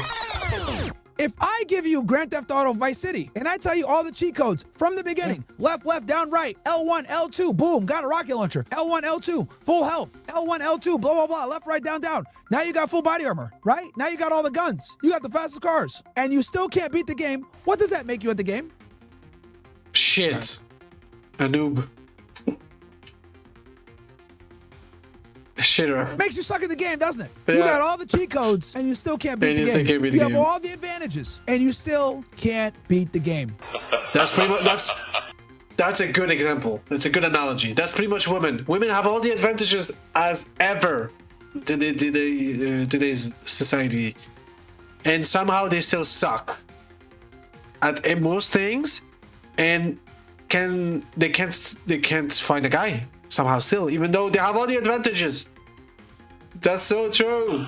That is so true. That's a good analogy. That's tough. That's a good analogy. That sucks. But my friends, this is what It's a good analogy. That's a good effectively analogy. are. You've given them the Game Shark, you've given them the walkthrough, you gave them the guide, you gave them all the layups, and they still fumbled. Got stuck doing side quests, they forgot the plot, they forgot what they're supposed to do. Next thing you know, they've been playing the game for 5 years, right? On PS2, can't beat that shit. That's why you can't feel sorry for them. True. That is effectively what an older woman is. An older woman that's still single is basically someone that got all the cheat codes and still failed the game. True. You suck. You couldn't figure it out. True. Especially today's society and age. Jesus Christ. They legit have all the advantages as ever. They have bro, they have so much advantage when it comes to most things, and somehow they still suck compared to us. Well, we have no help, pretty much. It's fucking incredible. But he's speaking the truth. It's facts. That's legit the reality of things. You had all the Game Shark codes. Crazy. Still couldn't beat the game. Meanwhile, men are playing the game on hard mode. Hard mode. You're playing and we 007 win on the game. triple 007 or 007 agent. Nigga shoot you one time and you're dead. You're playing Shinobi on extra hard. You're playing Metal Gear Solid with no help, okay? Niggas' awareness is all the way. You get caught every time. All right, that's niggas when we're playing the game. Yeah, not fair. pretty You're much. playing Pokemon Red and Blue version, picking a Charizard in the beginning. Like a stupid nigga. Now the first 2 gym leaders are tough. You're getting cooked by Misty and Brock because you're dumb want to pick a Charmander. True, that is true. Shit's hard, bro, as a guy. So for women, they're playing the shit on easy mode with all the benefits and they still fail the game. So again, older, right, that aren't in a relationship tend to have bad habits, hence why they're not in a relationship. The only time this is acceptable is if she was in a long-term relationship before, married, 10 years, some shit like that. True, then it's somewhat acceptable. But then you got another big red flag. Why did she leave that nigga? Like what? Something's wrong. So that brings up a whole other list of questions. And anytime a woman says, oh, well, he was toxic, he was abusive, blah, blah. Okay, I need to talk to that nigga, bro. Okay? You guys got to remember one thing when it comes to like talking to women in their past relationships. They will only tell you what he did wrong, but they'll never tell you what they did wrong to create that shit. True. Okay? True. These are like, they'll only tell you what happened in retaliation. They'll never tell you what caused that retaliation. They attacked us. Oh no, they attacked us. They kidnapped a bunch of us. Well, okay, what happened before that? They're terrorists. Allahu Akbar! 1948, stealing land. The West, Abraham Accords, taking prisoners, right? Not even charging them. Red cows, destroying a really important mosque. Why is he saying shit that Israel did that are bad? What the fuck? I don't know what you're talking about. All right, nigga. Okay, all right, bro. Like, you know what I mean? Like, professional victims, bro. Professional victims. Yes. So anytime you're talking to a woman, you're talking about her problems, just think about this shit, nigga. Yeah, true. True. Yeah, true. It's their fault. All right, it's like bro. them. Just remember to talk to the other yeah. side. Or try to get the other side, okay? It's good. It's good first video. Here we go. University of Florida, and I think a professor came up and debated me, and I was like, well, yeah, men are physically superior to women, and she was like, well, how do you know that? And I was like, do you have a study for that? I was like, oh, really? This is where we are? Like, I need a study to tell you water's wet, but this is how crazy things have become, where we can't even acknowledge biological realities between the genders anymore. By the way, that is true. By the way, Derek. All right. Now we got to the point where where you need a fucking degree to say that men are superior physically than women. It's fucking ridiculous. It's fucking ridiculous because you don't need a degree to say, oh, men have double the capacity of strength than a woman. You don't need a degree. Like, bro. Well, Like, I guess you do. no, you don't. Like, what? Do you need to know how to make a baby? Do you need a degree to know how to make a baby? No, but apparently some people need to. Some people need to get to shut the fuck up and accept the reality of things. And that you don't need a degree for everything. That's stupid. You're retarded. Be smart and smart, right? Oh, I know who he is. I remember. Yeah, now it was like he was North familiar. Africa or Sudan, are they smart or something? Because black people are not normally innovated, and not all, of course, but most. Yeah, the average IQ is 85. And the average IQ is 85, and black people get mad at me when I say this. Like, I'm like, yeah, a lot of black people, the average IQ is 85. They're stupid, and people get mad at me for saying that, but it's true. So are the blacks smart in Sudan? I think they're also pretty low IQ average as well. So how did you get to be so smart? You know, and you appreciate have good hair. I appreciate it, Jesse. I don't know. I got good parents, man. I got good parents. Like they, you know, when I was growing up, even though we didn't have money, like they always pushed me in school. They always told me not to be a loser. My dad was very, you know, militant with me. You know, inserted quite a bit of discipline. You know, you got to work hard. Because I don't really consider myself like that smart. My thing is I just like, you know, if I don't know something, I'll try to, you know, make myself better. And I do think that in today's day and age, competency is something that we don't strive for anymore. That's right, man. Like it was unfortunate with young men especially. Yeah. So I think guys need to really focus on being like as competent as possible. You should be able to sit down and have a conversation with people with a multitude of different things and be an interesting person. Yeah. What a mess. So let me ask, you deal with men and issues. Yeah. All the time One of the on things your we show. tackle. Yeah. On your show. What is a man? Well, I think a man is a leader, protector, provider, the, you know, deciding body of any nuclear family. He's the main decider. I think one of the worst things we did was, you know, feminism. Let think that they're equal to us in any way. Yeah. I think men are superior to in almost everything that really matters. A lot of people get angry when I say this, but you know, I don't think we can really lead a relationship or a partnership. I don't even want to call it a partnership because a partnership implies equality. I don't think they can really lead any type of relationship, and if they do, I think they're gonna lead it to the end of the relationship. Yeah, absolutely. So you believe in the order of God and Christ, Christ over man, man over woman? Yeah, no, I do believe in that. I think in Islam is a bit different, but like, yeah, the man is the head of the household. You know, the man is the head of the household. He's the decider. You know, well, speaking facts, that's what I'm saying. Right. Or, essentially, head of the household, the leader. Islam is very similar with the patriarch. You know, the patriarch is the one that you know runs things. Very just like all the Abrahamic religions. But yeah. So in Islam, they believe that the man is over the woman. Yes, he's the leader. Right. Okay. Yeah. Why do people get that? Used to be known here in America, especially in the Christianity religion thing. Yeah. Why is that so unpopular now?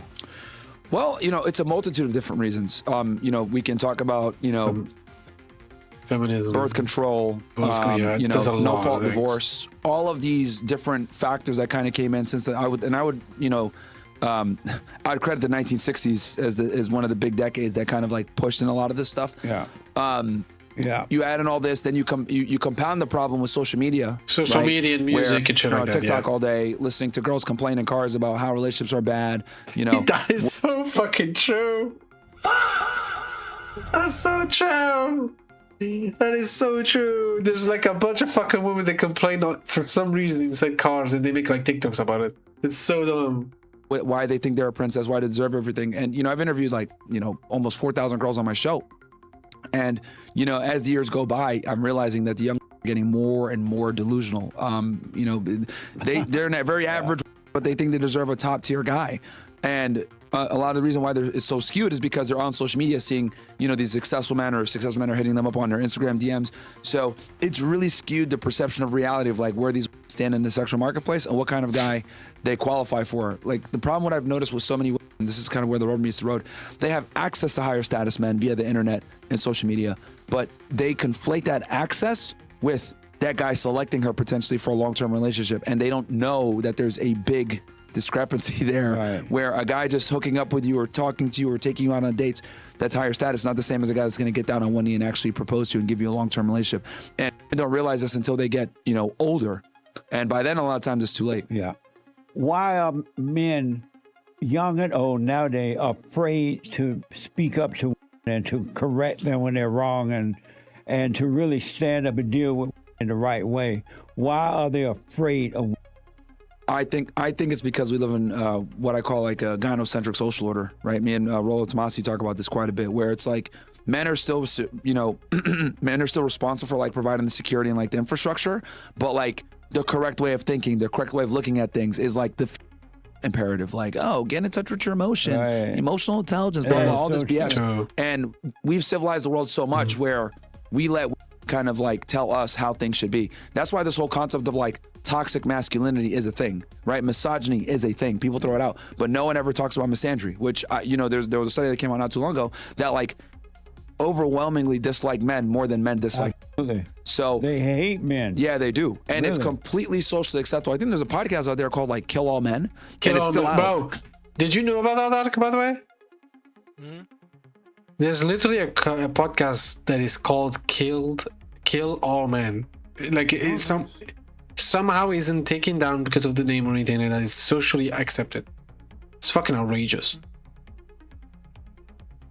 If a man said "kill all women" as like a podcast name, he would be cancelled in a second, and his career would be ruined. Could you imagine if there was a podcast out there saying like, you know, kill all, like that'd be horrible. Yeah. Like, which, you know, obviously we wouldn't do that, but like, that's what I'm trying to say is like, you know, it's completely socially acceptable to degrade men, not respect men, attack men, ridicule them, say horrible things about them. But it's not okay to criticize anything about. I would argue the reason why they're so, a lot of them is because they're not criticized and they don't get told the truth. Yeah, and if they true. do, they put us in a box. Oh, you're one of these like crazy red pill manosphere guys, blah, blah. It's like, no, we're just guys that are very honest about this stuff, or they shadow ban you. I'm sure you're no stranger to censorship talking about this stuff. So, you know, the correct way of thinking, unfortunately, in today's day and age is the way of thinking. And I've noticed this even more when I go to the schools. I'll never forget this. I was at the University of Florida, and like, I think a professor came up and debated me. And I was like, well, yeah, men are physically superior to women. She was like, well, how do you know that? And I was like, do you have a study for that? I was like, oh, really? This is where we are? Like, you know, I need a study to tell you. Yeah, like, you know, I need a study to tell you water's wet. But this is how crazy things have become where we can't even acknowledge biological realities between the genders anymore. And it's happening though because men are afraid to say no and stand up to the women. Yeah. Because if the men were to say no to it and stand up and speak up, then they wouldn't be able to do that. Yeah, no, well, the thing is that no one wants to get called a misogynist. No one wants to get called a bigot, lose their job, be called a or whatever. So a lot of guys are scared of being labeled that too. And they want to get laid. True. That's the other one. That's true. Now, let's look at one. No, fuck. Volvic, l'eau minérale. No, I fucked up. So a lot of this. Fucked up, Darka, fucked up. No, I fucked up.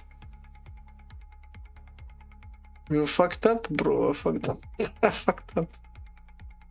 There you go. Because we will look at this one, we'll look this one and that one. Because the reality of it is, you know, the right ones want you to approach them, and a lot of guys are getting out of the market. This is kind of like when two. Okay, we're gonna go here. Niggas ready to cook? Skip Let's the get intro. into it. All right, so let's get right back Here we to go. it. Place where women are. We're going to talk about that here in a minute. Studies suggest roughly 80% of men are rated as below average in attractiveness, leading many to feel inadequate or ignored. You know what's the interesting thing? Yeah, and the other thing you guys got to understand, I would argue that it might be even higher now. I think he's using an OkCupid study to.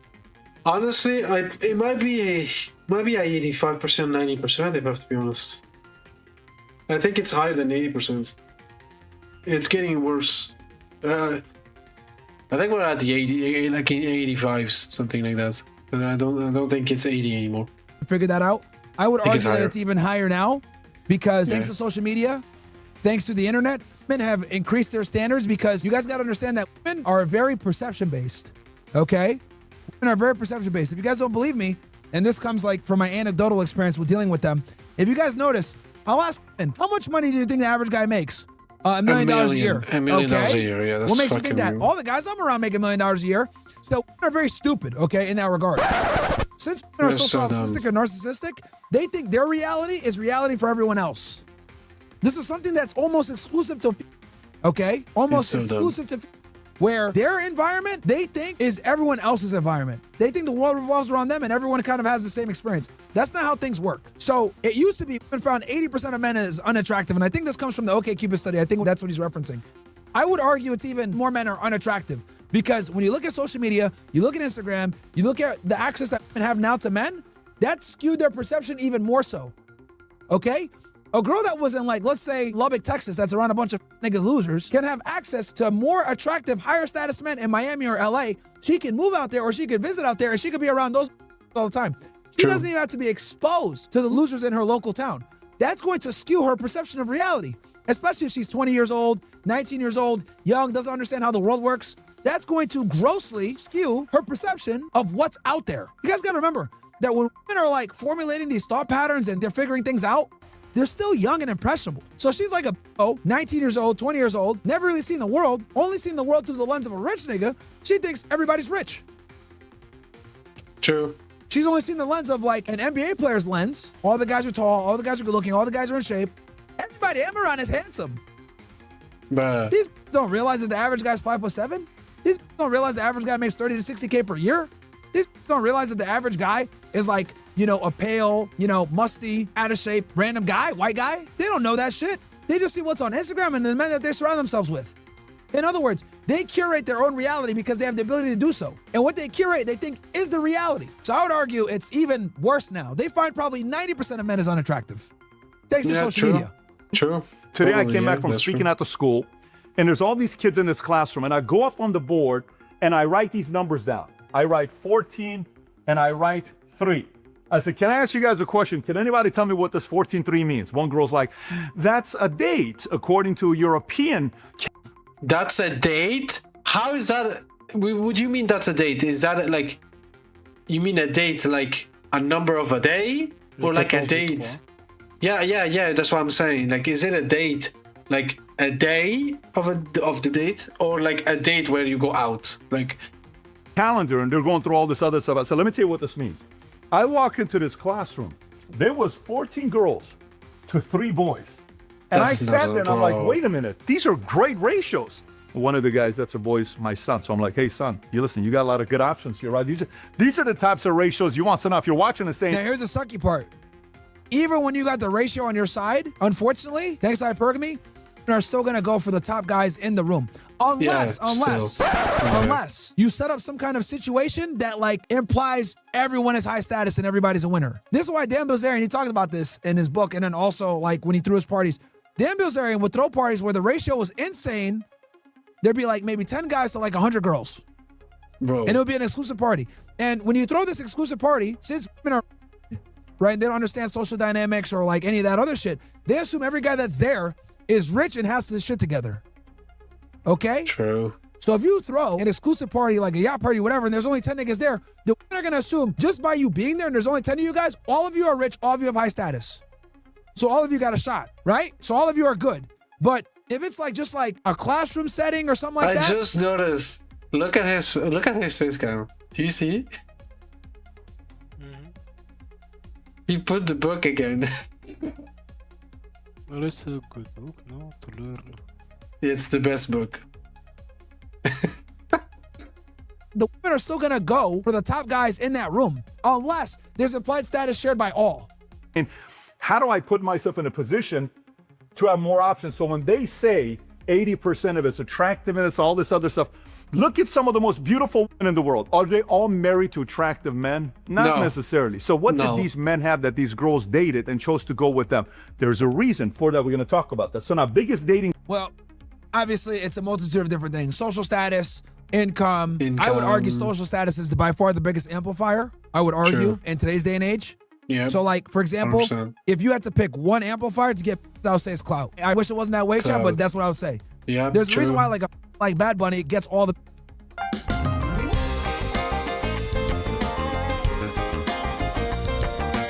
We don't care. True, right? but this is true. What he said is true. He's literally 100%. like a full-on, like damn near full-blown, but he gets girls. His social status, it is so powerful that it outweighs all the negative traits, okay? And not only does he have social status in a niche that has the baddest Latina girls, you know? So that is the power of like having insane social status. Even men that would be traditionally repulsive or unattractive get all the... Look at Michael Jackson. Michael Jackson is a legend. We can respect him because we're men. We can look at his body of work and be like, man, this nigga's a legend. So they don't look at it like that. They look at it like, oh, well, he has status or whatever, but he was getting hella Michael Jackson. Even though he had effeminate behaviors, he was skinny, he was gaunt, he wasn't really like a shining beacon of masculinity, but guess what? He had clout. I would argue Michael Jackson today is like more famous than like any of these. Michael Jackson had real clout. And you know what the scary part is? He had that clout before social media. Yeah, that is true. He before social media. Nigga was selling out shows all across the world, bro. True. That's real motion. That's like unprecedented levels of motion. We're talking like, you know, Princess Diana levels of motion. True. Okay? That's Michael true. Jackson. So, you know, and again, I love Michael Jackson, by the way. I'm a big Michael Jackson fan, right? One of my favorite songs, I think, is You Rock My World. I think that's a great song. But anyway, the point I'm trying to make... I don't know how I'm hearing. Like watching the video and like agreeing and then I don't know in the background.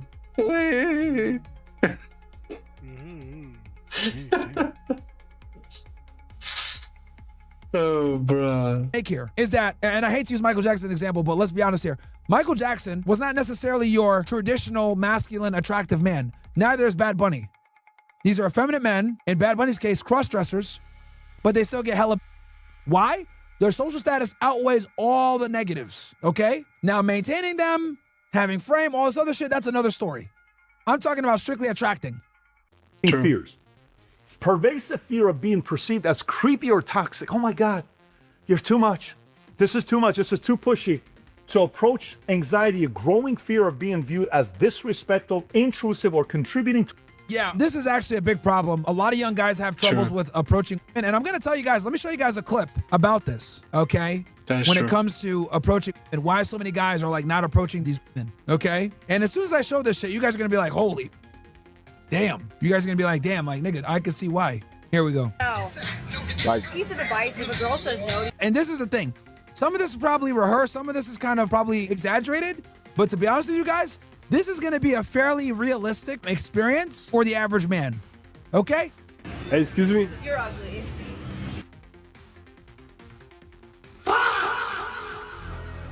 God damn! Cool. Did you not hear that? She said you're ugly, yeah. Bro, that's ruthless, bro. They didn't even just do anything. God damn! If we like, No. why? No. Like, Piece of advice, if a girl says no to you at least more than once, that means you turn around and you start walking. God damn! And then they say, why do men don't want to commit? Bro, there's rude women like these, bro. You don't deserve men. Let's be honest, bro. You don't deserve all the attention, none of that shit. No. Alright, it's all good. Alright, thank you. Damn. Hey, excuse me. I thought you were pretty. Got your number? Hell no. Got your number? Hell no. Got your number? Excuse me. Now, some of you guys might be like, man, this is staged or whatever. Here's the thing, guys. It might not be a hell no, but you're going to get a no. That is very common. Yeah, it's very This common. happens to a lot of guys, bro. Lots of guys get hit with this shit. That is true. You're pretty. What's your name? I don't know. I don't have a name. They go great. And then they say, why do men not talk to me? Why do men don't go with me on dates? Bro. Fam! This is why we don't want to be with you all. Or we don't even want to talk to you, bro. This is literally the problem. This is the problem. This is literally the problem. There it is. There it is right there. Excuse me? Oh, no. No. That's common. Hey, excuse me. I thought you were really cute. Common. Hey, excuse me. I thought you looked good. You're cute, but you're ugly too. I don't know. Wait, what? How does that make sense? Wait, how does that work? Wait. You're cute, but you're ugly. How can you be cute and You're ugly? telling Wait, what? me that I'm cute and then that I'm ugly. Really? And then they say that they are intelligent. Bruh. Excuse me? That sounds like some shit up say. You're pretty. What's your name? I don't have a name. Oh my god. Hey, excuse me. Yeah, you're pretty. I was wondering if I get your number. Yeah, this is why I say you should never say you're pretty. Hey, at least she was. You have to have a pickup line. You have to have a pickup line to even have like the opportunity to say, okay, I'm gonna say. I'm just saying, this one is more respectful than all the others. Yeah, true. Hey, excuse me. I thought you were She pretty. just said no, Can I thank get you. your number? Sorry, yeah, no. At least they said sorry. At least that's like it's still a no, but you know, I guess it's still respectful. Better than being like. Well, I'm sorry. I'm sorry. I was about to say something very bad. Your number? She denies him, but bro, you look ugly as shit. You're fucking ugly, bro. Let's be honest here. Who would have asked this bitch out? I wouldn't. You look ugly as shit. Chill, bro. Chill. Women chill, like the other woman at least like they put some effort to be like they look good. They clearly go to work out. They're like in shape, bro. Yes, it's so disappointing. Full fil est arrivé. I hate that. I'm just, you know what? I'm just gonna do it. Fuck it. Cook. You're pretty. Can I get your number? Bro, you look ugly as shit, bro. Hey, And Patrick, this is why men don't approach women, bro. That's why. Shit is cooked. Okay, Shit is shit, bro. cooked. Okay, And here's shit. the Let's thing, be honest. like I said Okay, before, shit. some of that shit was probably staged, some of that shit was, some of it was exaggerated. But this is honestly a very realistic cold approach date for a guy. For an average True. guy, you're gonna Yeah. get responses like that, bro. True. 5'7", regular guy, not in like some crazy shape, not dressed to the nines, not rich. You're gonna get responses like that, bro. True. To toxic masculinity has caused many young men to stop approaching women in real life, which, by the way, young men, if you're listening to this, you're... Oh yeah, and women complain about this, by the way. But here's the thing: they complain because higher status men don't approach them in the street like that. Let's be clear. They don't want you regular niggas approaching them. Don't get it twisted. They still don't want you regular niggas approaching them. creating this imagination. This doesn't exist. By the way, this has been around. Bro, what do you mean this doesn't exist? It's literally the truth, bro. Like, what you want about? For a long time. As a matter of fact, I'll take it a step further. Because Pat might not say this. If you're an average guy and you approach a grown person, she might actually look at you as insulting her. Yeah, that's the thing. It's the truth. Yeah. Like, what? You heard that right, chat. They're not imaginations. It's literally what's going on in reality. What the fuck? Women that will be insulted if you go up to them and talk to them and you're an average-looking guy. That's where we are now. Think about it. Girls looking at her DM. She's getting hit up by millionaires. She's getting hit by rich guys. She's getting hit up by chads. She's getting hit up by, like, professional athletes. Your dumb comes up to her. Bro, I know it's a sound effect, but it's so good. Hey, yo, what's good, shorty? Nigga, what? No, I'm good. She turned So to Goku. funny. The rejection might be nice. Oh, I'm sorry, I have a boyfriend. Or But it's sorry, I can't. I'm talking to a guy. But it's always going to be the same. You're going to get hit with the eat. Yep. And then some girls might say, no, thanks. Be a bit more rude with it. Because Or they can be rude, So they yeah. can be as rude as they want to. Honestly. You know what the hardest thing is today? There was a video the other day with Charlize Theron, an actress that's been in a lot of different movies, Devil's Advocate, a lot of different movies. This is supposed to be one of the most beautiful women in the world. I think she was also in that movie with Golfin, Legends of Bagger Vance with Matt Damon, if I'm not mistaken. Can you verify this? The girl's asking her, so how many men approach you? She says, you'd be amazed. Nobody. It's like, wait. You know why? Because it's fucking old. Men are not attracted to old women. Life. What? You're this beautiful. No one's approaching me. Why not? I don't know. They're scared. Guys are scared.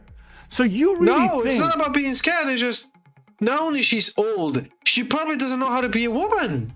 Doesn't know how to cook, clean, how to be a good wife, how to give a little like good sexual temperament with the man, have children, bring peace to the home. Probably she doesn't know how to do none of that shit. That's why nobody wants her.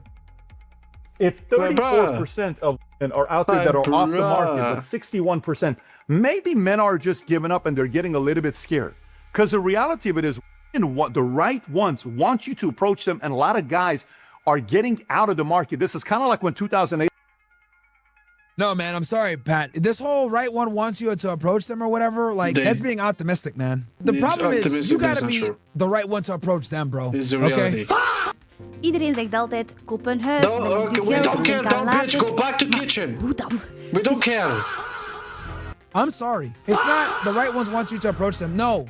Even the right ones don't want you to approach them unless you're the right one. Yeah. That's where we are, you know? That's where we are, I know Pat's thinking, well, you know, there's probably some girls out there that might be marriage-minded or a serious relationship. No, bro. No. The right ones want you to approach them. No. You got to be the right one to approach them, bro. That's where we are now. Yep. That's where we are, unfortunately. It's sad, but it's the truth. You have to be the right one to approach them. Not the right ones want you to approach them. Unfortunately. That's where we are. And that's a bitter pill to swallow. And again, I'm being very charitable here. I like Pat. We disagree on all day. We could talk intersexual dynamics. I'd love to come in and have a discussion about this. I don't know if you would have me on, though. Allegedly. But all jokes aside, he's saying the right ones want you to approach them. It's faulty thinking, man. It's not true. Because the reality of it is, the right ones want you to approach them, and a lot of guys are getting... The right ones don't want you to approach them, bro. You have to be the right one to approach them. That's how it goes, man. And that's a big black pill for a lot of you guys. Because what that effectively means is they already have an idea of what they want in their head. And if you don't come up as that idea, a lot of the times they're not going to deviate. I give you guys an example of what I mean by this. Take any mildly attractive girl. Look at her ex-boyfriends. You want a red pill, niggas? You want a big red pill? Here's a big red pill. Take a look at a woman and look at all her ex-boyfriends. Those niggas are all going to be similar. That's a big black pill for you guys. Men are not as deep as they claim. They're extremely shallow. That's a big red pill that you guys need to take right now. Women are far more shallow and rigid in their standards and wants than men are. Men are far more forgiving, polite, and less shallow than men are.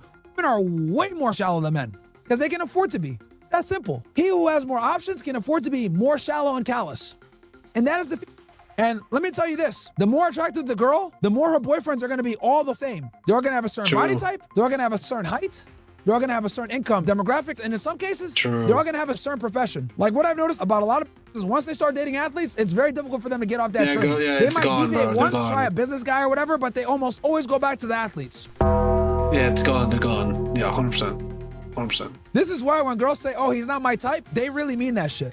Women have an archetype of a guy that they want in their head, and typically, they're not gonna settle. You have to be like so exceptional to get selected when you're not in that type. Let's say a girl wants a guy that's like a 6'3" athlete, right?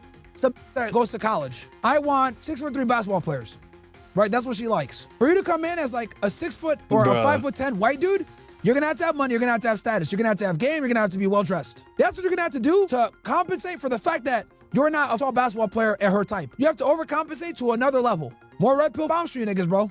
True, that's the truth. I'm sorry, Pat. I love you, but women are not that forgiving as you claim. The right people want you to approach them? No. You have to be the right guy to approach, unfortunately. That's where we are now. That's where we are. We are in the fucked up before they area even right open their mouth. They don't give a fuck about what you got to say unless you meet a certain demographic, unless you meet a certain type. And they can do that now thanks to social media chats. They can do that now. When you got 1,000 on your social media, you got a bunch of dudes on your Tinder, your Bumble, you're seeking, you got a social circle that's strong. They can be as flippant, as rude, as dismissive, as shallow as they want to be.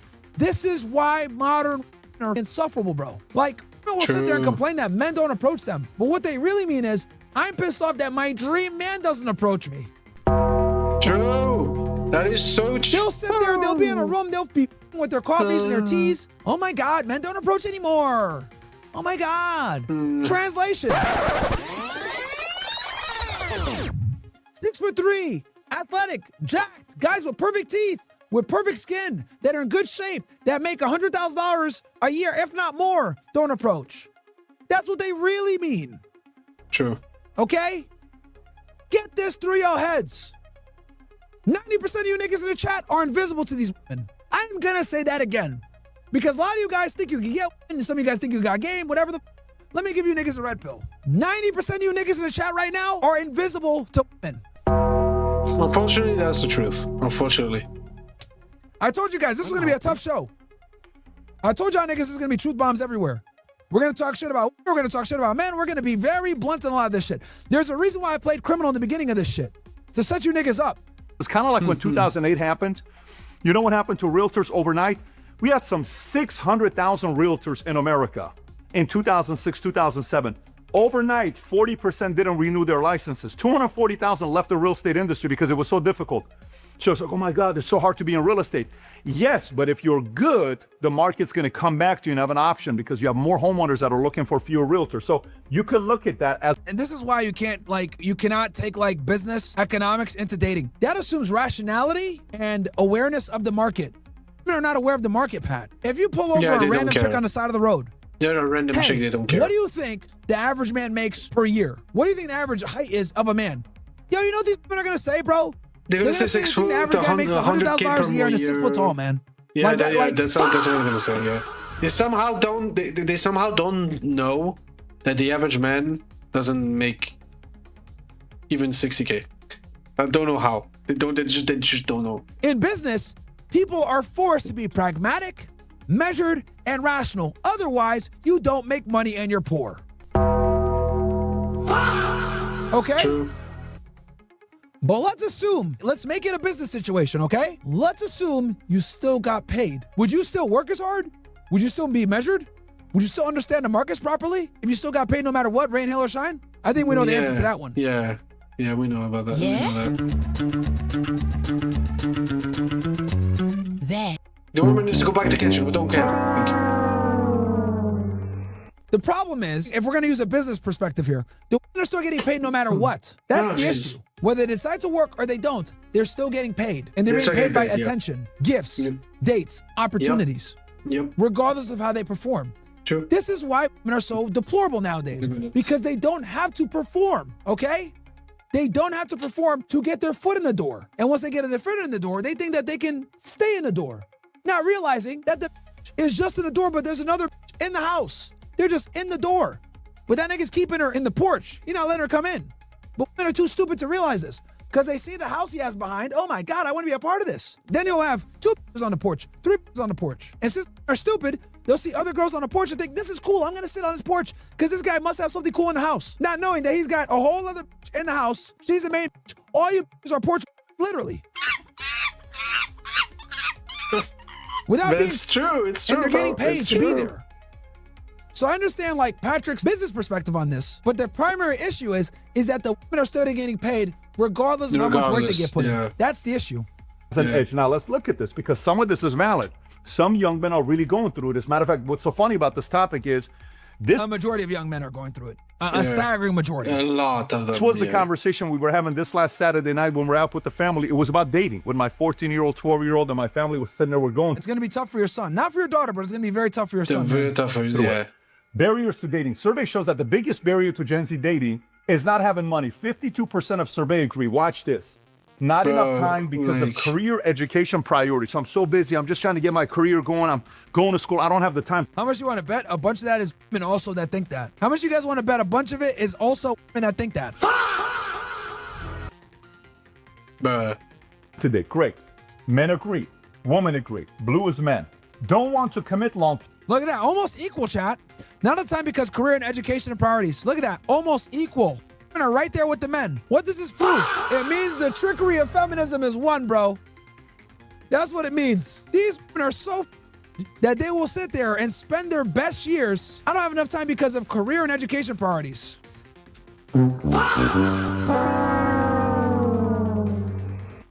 Term. So they're afraid of long-term commitment. Okay. Bad. Look at this. Women are also close to men with not wanting to commit long-term. See, this is the problem. Notice how there's damn near parity in all of these realms. This is a big problem. Women are supposed to commit long-term. But guess what? They're not going to commit long-term because they're in where? College. What did I tell you niggas about women in college? Patrick's not going to say it, so let me tell you guys. Women that go to college a lot of times are say that again. Yeah, bro, that is so true. That is so fucking true. Bro, I was at uni for like a quarter of a year, and I seen enough. I seen enough. If you all keep saying that women are not whores, let's be honest. At this, they are. Most of them. I'm not saying all of them, okay, guys? It's not all of them, but most of them. Holy shit. A staggering majority. God damn. Holy. Big screen for you. A lot of women that go to college are. Let me be explicitly clear That's about so this. true, bro. As someone that graduated from a top tier school, college is a socially acceptable way to be a degenerate, use drugs, drink alcohol, experiment with a whole bunch of bullshit, do drugs, and just basically be a degen for 4 years without real consequence. That's what college in America has been. That's pretty much uni here in Europe is to be degenerate for 5 years. Some people are not degenerate. I'm not saying that all people are. But most people, a staggering majority, are degenerates for 5 years.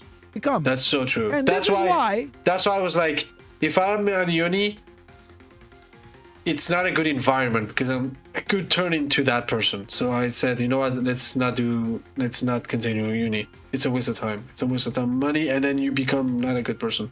I wanted to focus on business and shit. And want the plausible deniability. Okay, and you know, the college experience to shield themselves from being. This is why women dominate college attendance. This is why women rush to be sorority.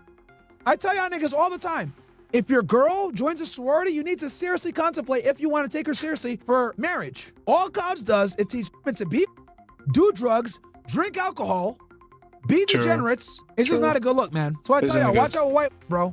White, a lot of them are. Like these women that have like a master's degree, PhD, all this other shit, bro.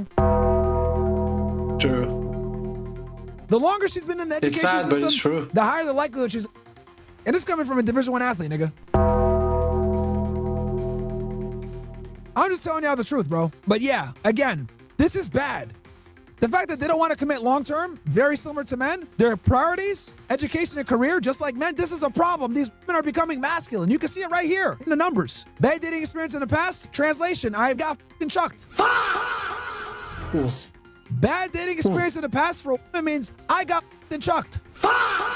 Yep, true. Okay? For men, I can't get laid. True. So for the woman, I got f***ing dumped. For the guy, I couldn't get she me. Wasting my time. I didn't get laid. That's an L for a man. L for a woman getting f***ing chucked. L for a guy never getting in the first place. Dating experience in the past. You know who's had it? Shit. Women have more than men. Every single one of us. Either you were the bad experience or the girl was the bad experience, but we've all been part of that experience. Yeah, but that's a problem with the women. You don't want women to have bad dating experiences. Because when women get bad dating experiences, that's going to negatively reflect upon you in some degree. The best thing you want to do is you want a woman that's as close as possible to being untouched. Oh my God, that's so predatory. Oh my God, you want a virgin? Yeah, I do. Yeah, I do. Actually, yeah, I do. Yeah, I do. I don't want a that has trauma. I don't want a that's experienced shit. I don't want a that's gonna talk back to me. I don't want a that's like a man. I don't want a woman that's had all these problems. I don't want to date myself. Okay? I went through the problem so my girl doesn't have to. So no, I don't want to go with experience. Get the Dis-moi Lucas, c'est quoi pour toi vendre? Vendre, c'est donner et après. Get out of here with that. Most of us lack confidence. I'm worried I don't have the confidence. We can work on this. Not enough money for dating activities. Interesting lack of confidence. Both parties don't have confidence. But I'll tell you this, women can hide their lack of confidence a lot better because they got makeup and Instagram. And then men have to approach them. Yeah, I was about to say, women can hide their lack of confidence, but men, we cannot hide it. We have to be confident all the fucking time. I was about to say that. Mind, guys, men hold all the cards because men have to approach them. This is why it's so important you have to neck when you meet them, bro. Yo, one of the most important things you guys got to understand is you got to clown women immediately, bro. You got to clown them immediately. Mystery used to call it like destroying their shield, okay? It is better to get with a girl, talk to her, be an and get rejected than be in a friend zone with a that thinks you're safe. It is that important to knock them off their pedestal.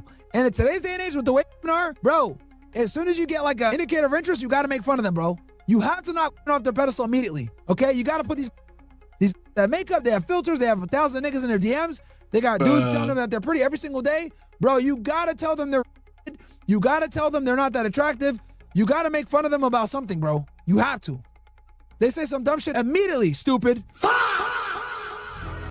Okay? To be honest, if you call them stupid, they're probably not even going to feel that ashamed because they know that it doesn't matter.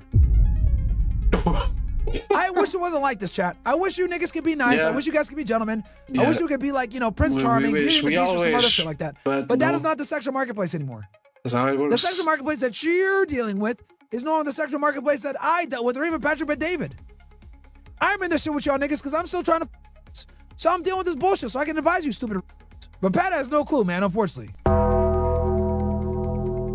Bro said the right woman will want you to approach. Bro, there's no such thing as the right woman. Yeah, there's no It's such just, thing, bro. you gotta be the right man. These are all cooked. God bless him, he's trying, bro. You know what I need to do? I need to take Pat to like a club or some shit, put some makeup on it, make him like a regular guy, nobody knows who the he is, and let's just see how he does. Bro's gonna get red pilled immediately. He's gonna come out That'd there, be good content, that's what I'm he's saying. gonna be like, less and more in the kitchen, man. Give me anybody that's like, you know, super like, you know, pro women or thinks like are great and shit like that, bro. Give me one night at a nightclub with these niggas, put makeup on and make him look like a regular guy, have them go in there. Hey, you gotta talk to 40 women. That nigga's gonna come out red pilled as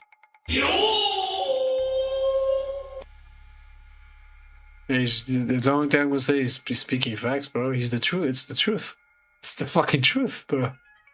It's sad to say it, but it's the truth. It's the fucking truth. This stuff is just made up about Netanyahu, Putin, and Trump. But when it comes to someone like Netanyahu, I mean, the guy just got done annihilating the Gaza Strip with, 2 million plus people in there, with 50% of them being kids. He's wanted for war crimes, with the blockade and starvation. If you have the ability and the willingness to kill innocent people, I don't think I could put it past you that you wouldn't also be corrupt.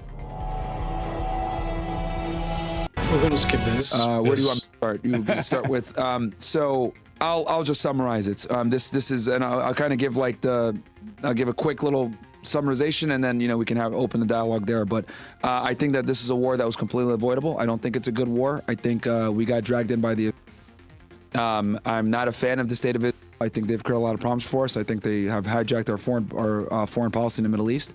And I don't think that we should continue to have a partnership and give them the same level of aid and diplomatic cover and everything else we do for them. Because I think Israel's really put us in a very precarious situation, politically, diplomatically, economically, geopolitically in general. And it's just, I don't see them as an ally whatsoever. So you don't believe that we should be there in Iran? No, not at all. Really? And what's your proof that is the reason we're there? Well, Marco Rubio admitted it. So a couple of days after the attack in early March, we attacked them, I think, February 28th. Days after, they said, hey, well, why did we do it? And Marco Rubio admitted it. And then he's reeled it back. He changed the story a bit. But he said, hey, yeah, we attacked because, we knew that we were going to attack. And, the Iranians knew that they were going to be, ever since the Six-Day War back in June, right? The Iranians knew that either the United States or would attack them again. It was called Operation Rising Lion when they attacked them back during the 12-day war in June of last year. So, the Iranians have been preparing, the United States have been preparing, obviously the Iranians have been preparing, and knowing that they were going to get attacked again, they said, look, if they attack us, we're going to look at that as an attack by the United States as well, or if the United States attacks us, we're going to look at that as an attack by as well, and we're going to hit both of you back. So, us knowing this, basically came to the United States. Netanyahu did. He came here 7 times in 13 months. And he basically was like, look, we have 2 different strategies. We're going to either attack with or without you. And Marco Rubio and Trump, they knew that they were going to attack. So you know what? We got to get involved because we know that we're going to get retaliated against as well. And, Trump still went into the war despite his entire intelligence apparatus telling him, this is a bad idea. You're not going to get the regime change you think. The people aren't going to hit the streets and do a regime change. It's not going to work.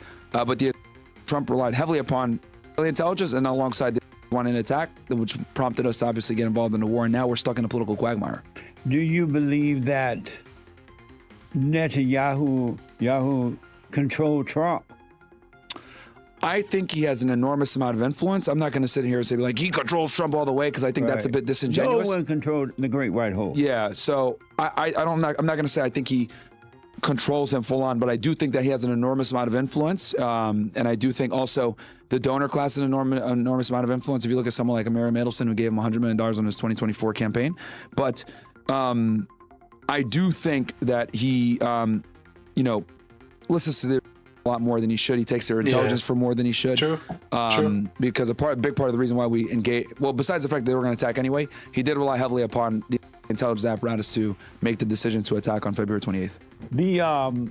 I hear people complaining that Trump and the Republican Party get money from the right, and they seem to be upset about that.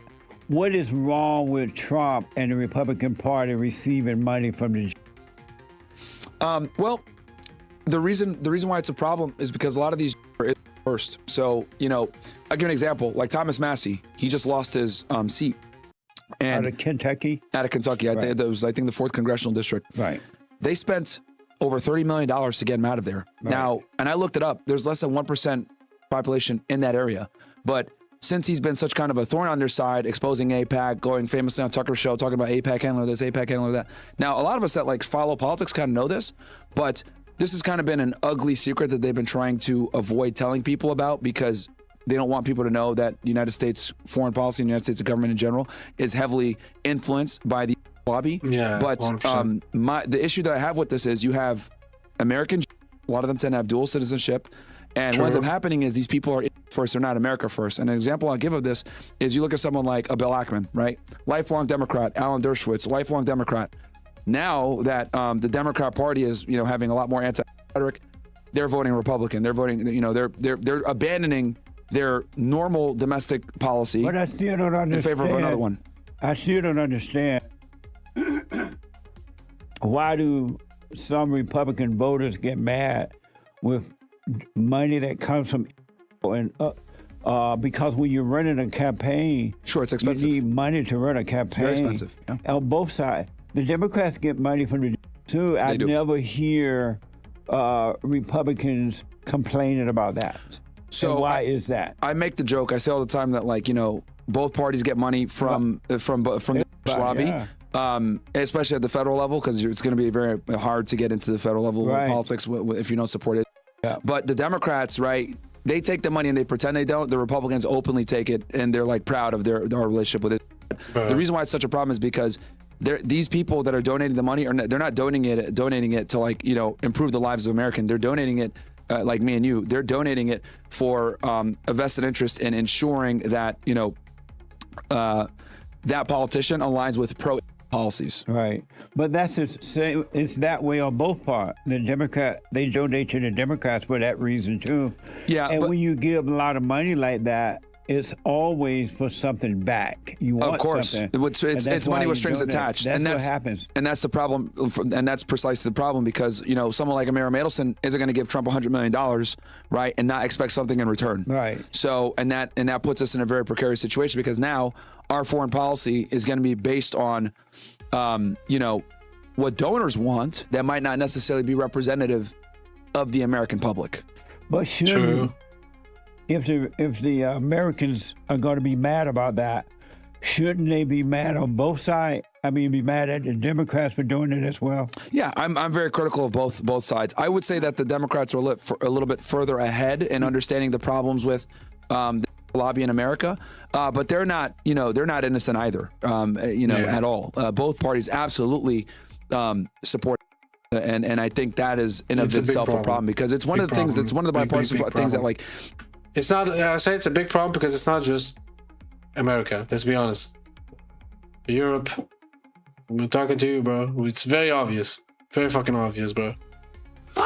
If there's a bill that's to benefit Israel, 90% both sides are like, yeah, let's get this through. Who cares? They'll argue about everything else, healthcare and all the other things that we battle all the time. But when it comes to policies, both the left and the right absolutely agree and say, yeah, we need to support it unequivocally. It's only after October 7th and the genocide and everything we saw happen in Gaza that people really started to, kind of be like, oh, well, I don't know if we can continue to support it. This has been a topic that's been heavily censored for decades. If you talked about this topic on, YouTube or the main platforms before October 7th, it was one of the fastest ways to get banned. But now that it's out there and people seeing kids get blown up in 4K, it's very difficult to continue supporting the state of What? 4K? Yeah, nice quality. He doesn't mean literally in 4K. He meant that it was filmed and there's proof that they were bombing children. Oh, I thought it was 4K. Now I have a question. Why do you want it to be on 4K? Because good proof. Of what? Of what happened? But what do you mean by that? Well, you have proof. Well, but what do you mean? Do you mean that the Jews are actually bad? The Zionism in Israel are actually bad, or do you have another you know? You is okay. I mean, I don't know, bro. Like, I'm trying to understand you.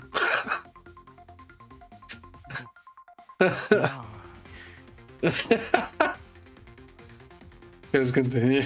This is actually what got me demonetized on YouTube, because I was talking about this stuff for years before October 7th. So, So let yeah, me well ask, before October 7th. Sorry. You said that this person gave Trump a lot of money, a person? Yeah, her name is Miriam Adelson. And One so of them. is it possible, and possible, that she gave him that money because she trusts him and she wanted him to win, so she supported him? Is it possible she did not do it for just to help out? 100%. She's a hardcore Zionist. She's a dual citizen. Her husband, Sheldon Adelson, basically they made their money being like, casino tycoons. And, they obviously are very close with Netanyahu. As a matter of fact, there are witnesses in his criminal case, by the way. Netanyahu is facing a corruption case it's been going on for almost 10 years now. That's another reason why he wants to always be in war, to avoid his criminal investigation that he has on him for taking bribes and stuff like that. How do you know that's true? That she's one of the main witnesses? No, that about Netanyahu. Oh, it's public. He's been under investigation for a long time for corruption. Of course he is. Of course he is. Is being accused for corruption too, and find out it's not true. Oh, and the men who really stand up, and I don't know what's happening, if that happened or not, but I know that when men stand up for what is right, the attack comes from everywhere. Sure, people make up stuff, and all kind of stuff happens because men represent God on earth. They're sons of God, right? Mm-hmm. And evil hate the Son of God, since evil cannot touch God. It goes after his son. And so whenever men stand up, like Netanyahu and my dream team, by the way, have you heard of my dream team? No, tell me Donald Trump, Netanyahu, and Putin. Okay. The dream team. That's the dream team? The dream team. And those men, and when they stand up, when they stand up for what is right, everybody, not everyone, but they're being attacked to knock them back down.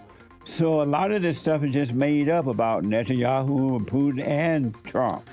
Because they stand up. Now, when it comes to Putin, I do think that he's very misunderstood, and I do think that he has people don't like when I say this, but I do think that the invasion of Ukraine, given his position strategically, national security perspective, I see why they did what they did.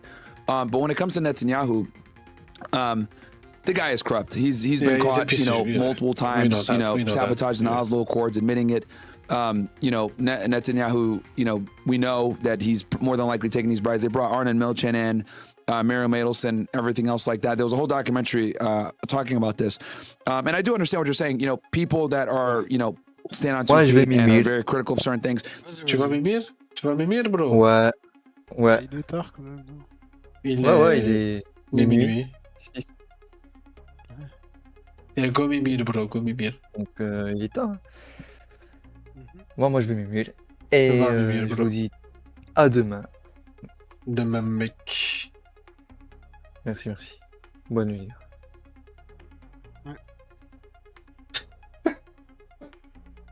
Ouais. They tend to be persecuted. Right. I get that. But when it comes to someone like Netanyahu, I mean, the guy just got done annihilating, the Gaza Strip with 2 million plus people in there, with 50% of them being kids. The guy did a genocide. Basically, he's wanted for war crimes. With the blockade and starvation and everything else like that. Let me ask this because so I don't think I do think if you have the ability and the willingness to kill innocent people, I don't think I could put it past you that you wouldn't also be corrupt. But we don't know if that's true, because over in Gaza, the Allahu Akbar people put their the Allahu Akbar people put their own people in harm's way to get killed, and then they accuse of doing it, but not saying that they put them in hospitals. They set it up where their own people could be killed. Oh, the human shield fallacy. Yeah, Right. so that's not Do you really believe true. that? No. Why don't you believe that? No. Because they'll lie, right? They'll lie. They'll sit there and say, "Oh But yeah." I know people from there that told me that was IDF happening. soldiers. They no, some Alawaba people who I'm friends with, very close friends Yeah. with, and they came from those places, and they said that does happen. Well, so that they can use propaganda against or the United States that they did it when they really put their own people in harm's way. Yeah. So the thing is, and it's kind of funny because it says this too. They'll sit there and they'll say, "Oh yeah, we Também eu vou aqui, né? Eu não sei se vou poder te ir buscar. Telefone. Tá, tá. Tá bem. Tchau. Também. you know, we're going after Hamas. We're going after Hamas." Okay, if you're going after Hamas and you know that they're in underground tunnels, why are you blowing up hospitals and blowing up civilian infrastructure, right? You know, they've said that, oh yeah, Hamas is set up at this hospital, they're set up at this hospital. Not really. That's not true. Tucker actually did an interview, I think it was dropped a day or two before, and there was like a heart surgeon, was it, or a cancer surgeon or a cancer doctor that was there, and he had been in all the hospitals. Like, look, I've walked through every nook and cranny of these hospitals, and Hamas isn't there, as well as many other of these doctors that have, like, you know, because they bring doctors in from all over the world to help out with the humanitarian crisis. Yeah. And pretty much all of them were like, yeah, no, like I've never seen Hamas there. They don't have bases like they claim. That's a lot of that is propaganda. Let me do this to justify because of bombing time, and civilians. there's so much I want to get to you Sure, about. sure. And we're running out of time. But let me ask, would Trump support if they did not give him money? I don't think he'd support them to this extent. But He'd probably still support them, but I don't think that he would support them to this extent. And he did a lot of unorthodox things that have kind of like prompted this war as well in his first administration, moving embassy, the Abraham Accords. A lot of these things actually preempted October 7th and led to October 7th happening. And so, do you know that America is our friend, and that America has been one ever since it came about, and that they were our allies in that area, and that Christianity and Judaism, if it wasn't for Judaism, there would be no Christianity. So they're like brothers. And so I respectfully disagree with that. But it's been that way forever. Bro. I'm sorry, I have to say it, even myself. We're not fucking brothers, bro. We're not brothers with these fucking Jews, let's be honest. Fuck, it's no. Fuck no. African and have been allies forever because of Christianity and Judaism. Did you know that? Well, they reject the divinity of Christ. They spit on Christians in Jerusalem. Did you know that? Yeah, I know we've been like allies with them. Allied and for sure. Yeah. And does that count for anything? No. Why not? No, because would you turn on your friend? It's not a well. So the thing is that, you know, if my friend is putting me in a precarious situation where I'm constantly getting attacked and/or I've lost my, you know, reputation, world standing, and my honor because of their poor behavior, I don't think that's really a friend anymore. And I think that True. Our partnership doesn't benefit us. Thing we don't want to do. I don't know about that. I think this war was one of the things that we didn't really, you know, we were contemplating, you know, doing it. Every president, you know, since I think Jimmy Carter has been trying to get us to attack Iran every time, and every president kind of knew this isn't a good idea. We probably shouldn't do it. And then, you know, Trump fell for it, which was, I think, very. But I don't think Israel's our greatest. I think they've put us in a very bad spot politically. True. You do be speaking facts, let's be honest, bro. So now we're going to react to Riyadh. So again, don't forget to subscribe to Riyadh. It's very good. I really like it. We're going to talk about Hasan Piker, that he might go to jail, apparently. He's cooked. He's very cooked. So I'm very curious to know about this. Very, very, very very curious. We don't care about ads, please. We want to watch the video. Nope, we don't give a shit. We don't give a shit. We don't give a shit. Like, come on, give us a video, bitch. I want to speak about this war that just resumed. Let's hear the update from you. I just covered it. They're saying that it's self-defense strikes. They're bombing the boats that are deploying the mines into the Strait of Hormuz, and then the cope is that it's a self-defense strike, which is so stupid. It's like, they said it's like breaking into somebody's house trying to rob them. They try to defend themselves, and then you kill them, and you say it's out of self-defense. Well, what about you going in there and trying to take their stuff first? you attack them. It's not self-defense. You just don't want them to drop mines there. Exactly, yeah. And look, there's already mines in the water. That's the biggest thing, is there's already mines in the water, and the Pentagon had said previously it's going to take months to remove those mines from the water. It's all a ruse, and that's what it's been since the beginning and the inception of the war.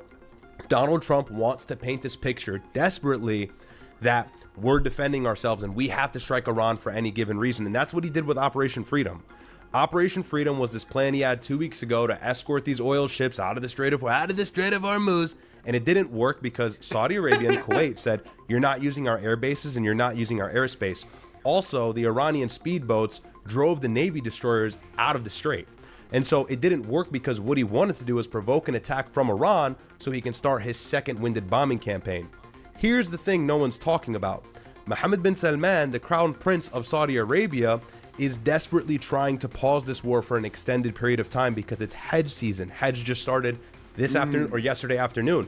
And so if there's millions of pilgrims in Mecca and Medina and all over Saudi Arabia, but at the same time, simultaneously, Iran is hurling drones and missiles over the region and in the Gulf, well, you're going to have a lot less pilgrims. And so from an aspect of it being lucrative, the kingdom of Saudi Arabia makes a lot of money on the pilgrimage and Hajj and Ramadan. And tomorrow's going to be Yom al-Arafat. It's going to be a very populated day in the masjid. You've been to Masjid al-Haram several times. It's huge. It's a big compound. It can fit 4, 5, 6 million people.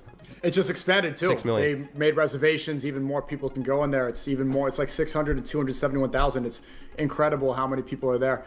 So look at this. Is this time? Yeah, go ahead. Here, you could take a look at this if your chat can see this. So this is Middle East Eye. They said this 4 days ago. I just haven't refreshed the page. But Trump postponed U.S. attack in Iran after Hajj warning.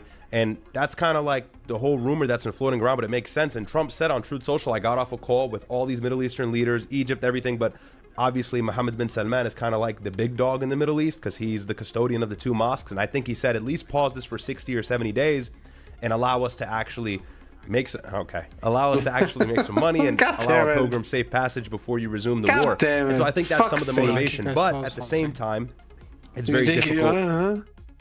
I think I saw some 6 and some 7. I hate this. I hate that joke. I don't understand how is that funny. I don't get it. I just don't get it. Just two random fucking numbers. I know. That if they're combined, it's a demon number. I don't understand why the fuck it's funny. I just don't get it. It's so stupid. So fucking stupid.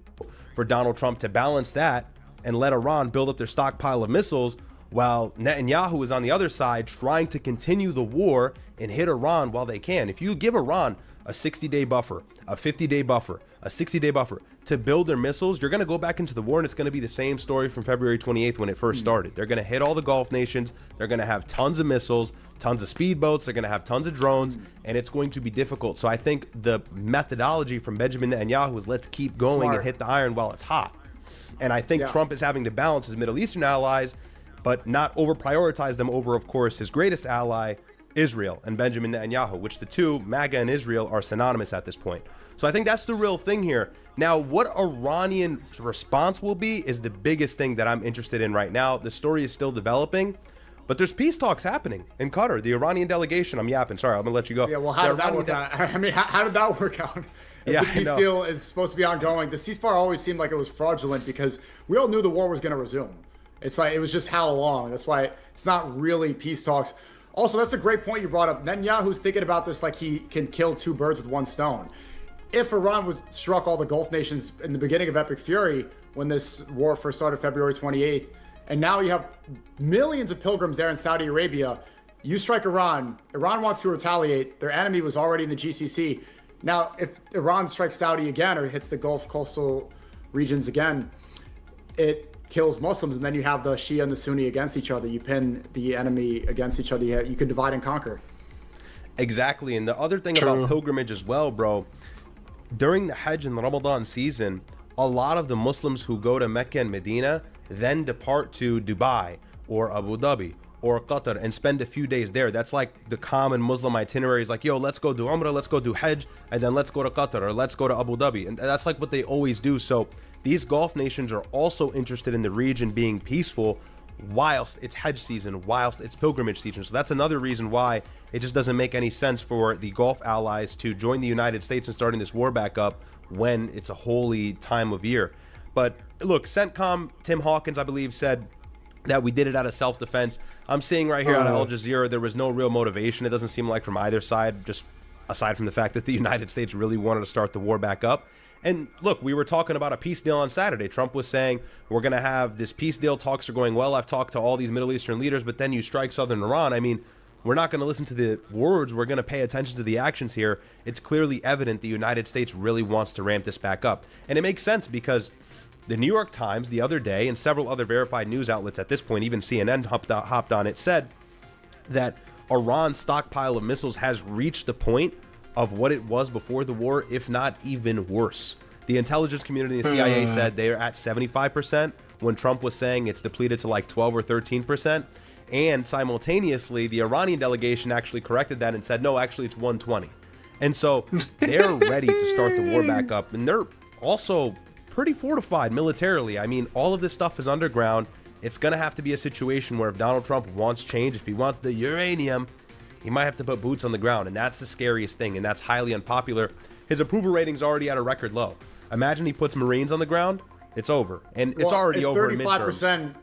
It's 35% in America, but it's 99% in Israel. He might become the next prime minister of Israel. He might run, he might do it. I saw that. I think this coincides not only just to attack the pilgrims there, that's a good point, I didn't notice that, but it always seems to time up with our Muslim holidays. This war started at the beginning of Ramadan, and it ramped up again. There were that is so true. They always do this shit when it comes to Muslim fucking important like months or days. That's so true. They always do this shit. Why do they always do it? Fucking Zionism and fucking Jews, bro. Fuck them. Strikes at the pronunciation. How do you say Dul Hilal? Dul Hijjah, yeah. Dul Hijjah, yes. And then Eid is when? Is in 2 days? I think we see Wednesday, Epic Fury Part 2 Wednesday. It's too... Yeah. They're salivating looking at that calendar. It has timed up completely with Muslim holidays so far. I think I'll be vindicated completely on that. Come back to this when I'm right. No, you may very well be right. It looks like Trump is desperate to start it back up again. Even though at the same time it seems like he's desperate for peace. He has to fumble both of the ideas. But, you know, an important caveat is I don't think Iran would actually strike the Holy Mosque, right? I mean, they do. Shiite Muslims do coincide or identify canonically Masjid al-Haram and Masjid Medina, or Masjid Quba and Masjid al-Nabawi, to be a part of their theology as well. So it's not that they would hit missiles on the holy mosques. It's just the idea of a regional war taking place while these pilgrims are there. No one's going to go, or it's going to be a very short number to what it was previously. So I think that's what's going to make the biggest difference. And it's so funny as this is all happening. Look at what's happening in Washington. Apparently, and I don't know if you've seen this, J.D. Vance, we'll talk about that. That was crazy. J.D. Vance may not be running for president in 2028 now after Tulsi Gabbard resigned like 3 or 4 days ago. Probably Rubio. Rubio looks like he's I'm telling you. Looks like he's... I'm telling you. I'm trying to tell people. I'm like, look, neither of them will get my vote. I hate both of them. But J.D. Vance is not nearly as polished as Rubio. Rubio answers questions better. He doesn't fumble over his speech. He knows what he's talking about. He's got skin in the game politically. He's ran for president. J.D. Vance was in the Senate for what, 2 years? And then also he's being attacked from all directions. I think he realizes it's going to be a bad idea to try and run in 2 years. So I agree. He's going to tap out. Rubio is already campaigning. He's answered questions. They come up to him asking about Hamas and Hezbollah and the civilians. And he's like, oh, well, it's not about the civilians. Hamas and Hezbollah, they're human shields. I want to eradicate Hamas. They're terrorists. This is presidential rhetoric. This is somebody who's campaigning. I think they're gearing up for it. I think Peter Thiel and all that tech cabal, they're going to shift over their money to fund Rubio. They're already giving up on J.D. Vance, you're right.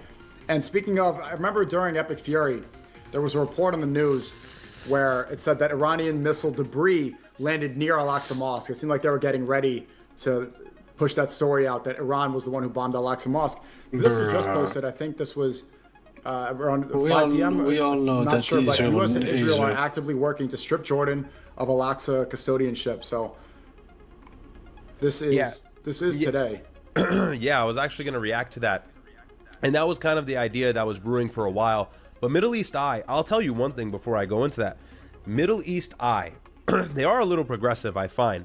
but they are really good with like the niche headlines that people need to know that the mainstream media brushes under the rug.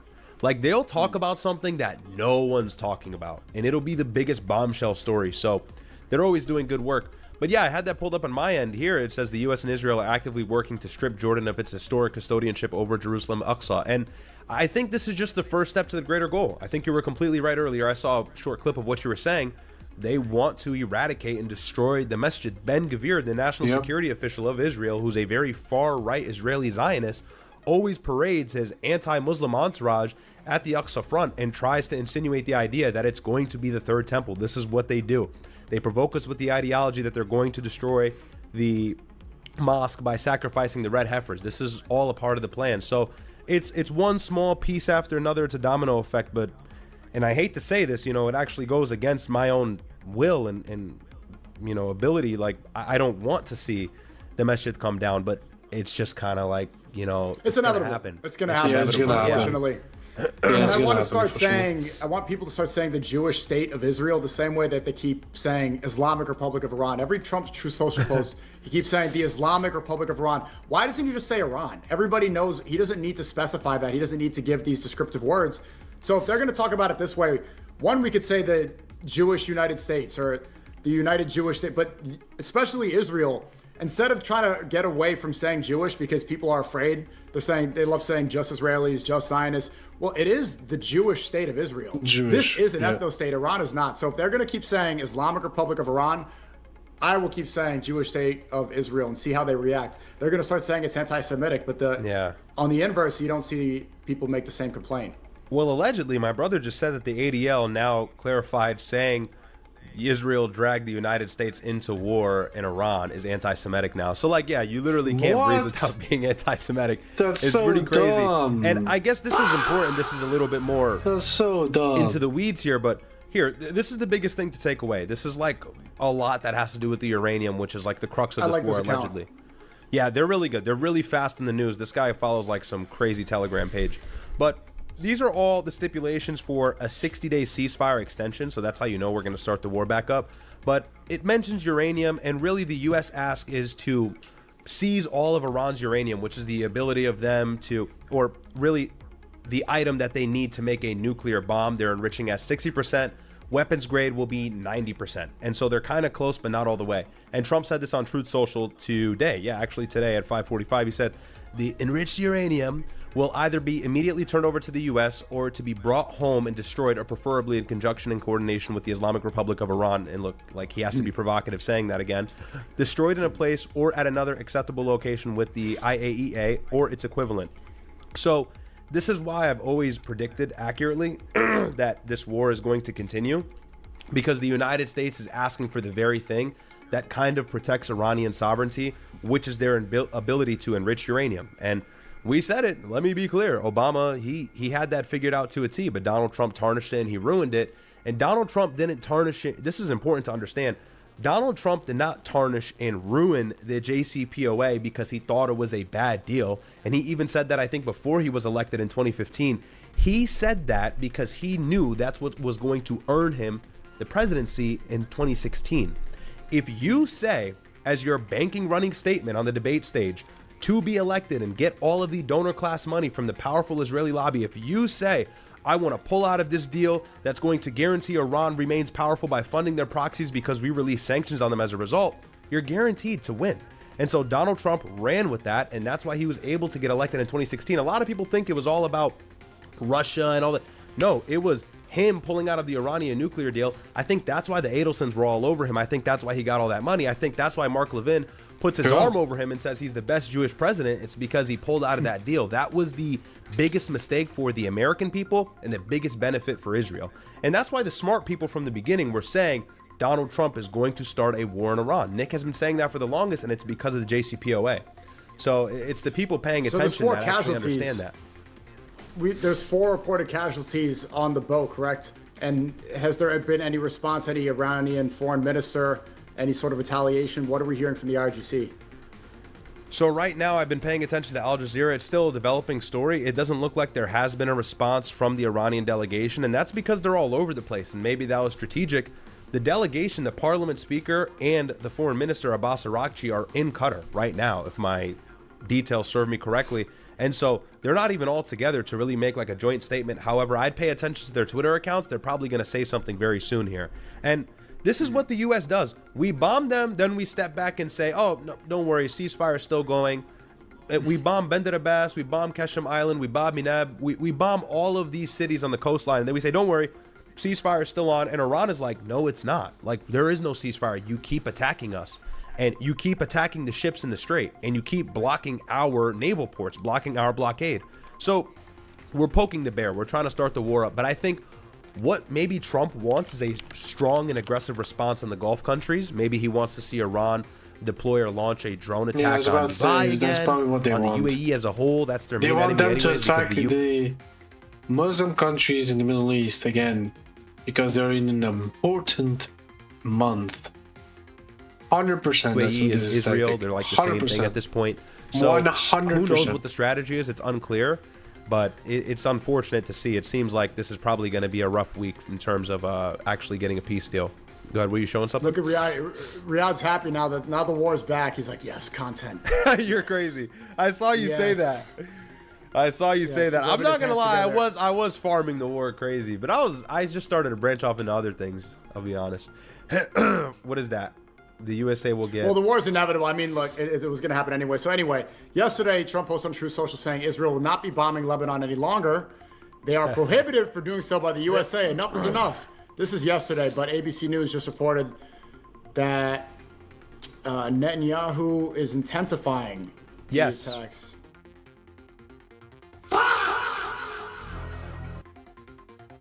Nice, America. Keep making social posts, but clearly it's not happening. That's not what's happening. It's happening actually the opposite. Yeah, let's say to the internet that we're gonna say Israel to stop immediately. But Israel instead of stop immediately, they attack harder. Nice, America.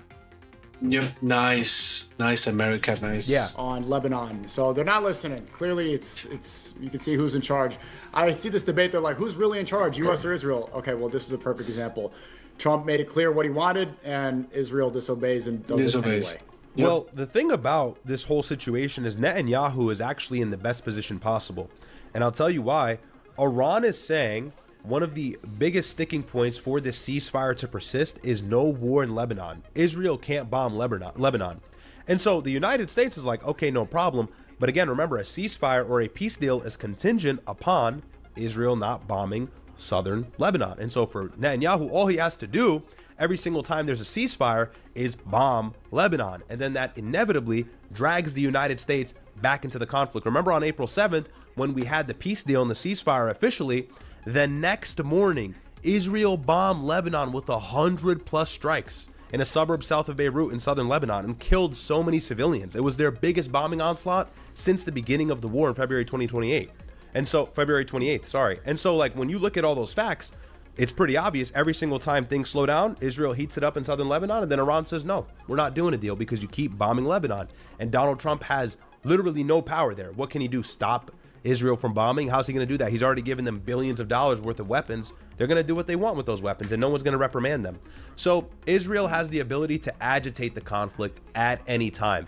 And it's kind of like clockwork. Every single time you see the ceasefire or a peace deal potentially happening, expect southern Lebanon to get hit. Yeah, and that's for two reasons. That's for Hezbollah, the Iranian proxy, but they also want to annex southern Lebanon. They want it. They believe it's their land. They want to take it, and they're working very hard at it. Apple Maps already removed all the village names in the municipalities. It's a matter of time until they probably get that goal as well. And then the West Bank, and then Gaza, Jared Kushner's big city, that this is what they want. And maybe it's too schizo, but if you look at the beginning of the war, Trump says, okay, no new wars, and then Epstein files releases, Netanyahu visits, and then we go into the war. Then Trump says, okay, we're going to have a peace deal. Everything's going to be fine. Some random guy that was stopped by the Secret Service, he chimps out, starts firing shots into the White House out of nowhere, right? Some random guy that was already stopped by the Secret Service completely chimps out. And that was in the midst of the peace, the peace deal and the ceasefire. So there's always shit going on in the middle of this. I don't know. Maybe that's schizo, but it looks like some people are thinking that they're activating sleeper cells to threaten whenever things don't go the way that they want. Yeah, I see that. And look, like, I'm very reluctant with the conspiracy theories. I don't like to talk about these things without smoking gun evidence. However, I will say the timing is interesting. Just 2 days ago, there was another White House shooting. It's like, okay, this is really weird timing as he's saying a peace deal is about to happen. But I mean, you know, at the same time, it could just be that Donald Trump is really hated. I mean, think about it. Has a president ever been unanimously hated by the right and the left like this? The only people that support Trump is like this sub-fringe, cringe, Zyotard, like center-right MAGA base. The people on the far right arguably hate Trump just as much as the people on the far left, like the Antifa one. So I think it's a time where the hate for the president is peak. I don't know if it's ever been like this before in my lifetime. The feds just subpoenaed Hasan Piker. I don't think that this is something to celebrate. I'm seeing everybody rejoice. I saw Randy Fine, Laura Loomer, all the usual suspects, Mike Rappaport, all the usual Zios. I also saw Nick Fuentes celebrating this, which I thought was weird. He said like the same tweet as Loomer. I think that, you know, Hasan is saying all these things about me. He calls me a Nazi, he calls me a Holocaust denier for years. Has affected my career, but I see what's happening. It's like, this is clear political persecution. I don't think they actually care about what he's doing with Cuba. What did he give him, some band-aids? Is this guy really working with the Russian government as a proxy through Cuba? No, I don't think so, but maybe I'm wrong. It seems like Trump found a way to get at one of his major political opposition, especially because Hasan is a Muslim guy, right? He represents Muslim Marxism, the thing that they are demonized the most, alliance between the left and Islam. They keep saying this. Hasan is that. So if they can find a way to target him and make him an example, they're going to use it. But what do you think? Is this something that we should be chimping out over and celebrating? The chimping out word is really good. I don't know why it's funny, yeah. No, it's hilarious, actually. No, I mean, I'll say this. Look, I don't like Hasan Piker. I'll be God honest with you. Yeah, and I'll probably honest, oppose you in the opinion that people shouldn't be celebrating. Look, if you're celebrating something and then you look to your left and you see Laura Loomer or Jake Lang celebrating about the same thing, 9 times out of 10, you are celebrating about the wrong thing. That's a problem. I will say this is an exclusion, and now I'll explain why. I do think it is weird that he has these conspicuous connections with Cuba. I don't know what he's doing with Cuba. Cuba is an adversary. They're a hotbed historically for foreign influence, and they're 50 miles away from our coastline in Florida. They have drones. They have military capability because of these other countries giving it to them, like China and Russia. Maybe even Iran giving them weapons. Who knows? They're always doing something sneaky and weird. And so I think if anybody's dealing with a foreign adversary, I'm gonna go for today. I'll see you later. You go Mimir, bro, go Mimir. Just to let you know, yeah, just before you go, I'm gonna tell you what we're gonna do today. At the end of the day, so at least you have knowledge. It's the last episode of 7 Days to Die. There you go. It's today. Nice, finally. I mean, finally, it's a good game. What's wrong with you? Fine. You fucking bitch. You a bitch. I like it, but I don't like it at the same time. It makes no sense. I know. Or do you like it or you don't? Life is a mystery. It's not. It's very realistic, but people are stupid. They decide to go for dreams instead of reality. Yeah. Well, I'm gonna go see you. Yeah, see you, bro. in our hemisphere, yeah, they actually should be subpoenaed. However, I do think that Hasan Piker has been right on many of the quote-unquote like America First, anti-Israel position. Oh yeah, since we're big goal.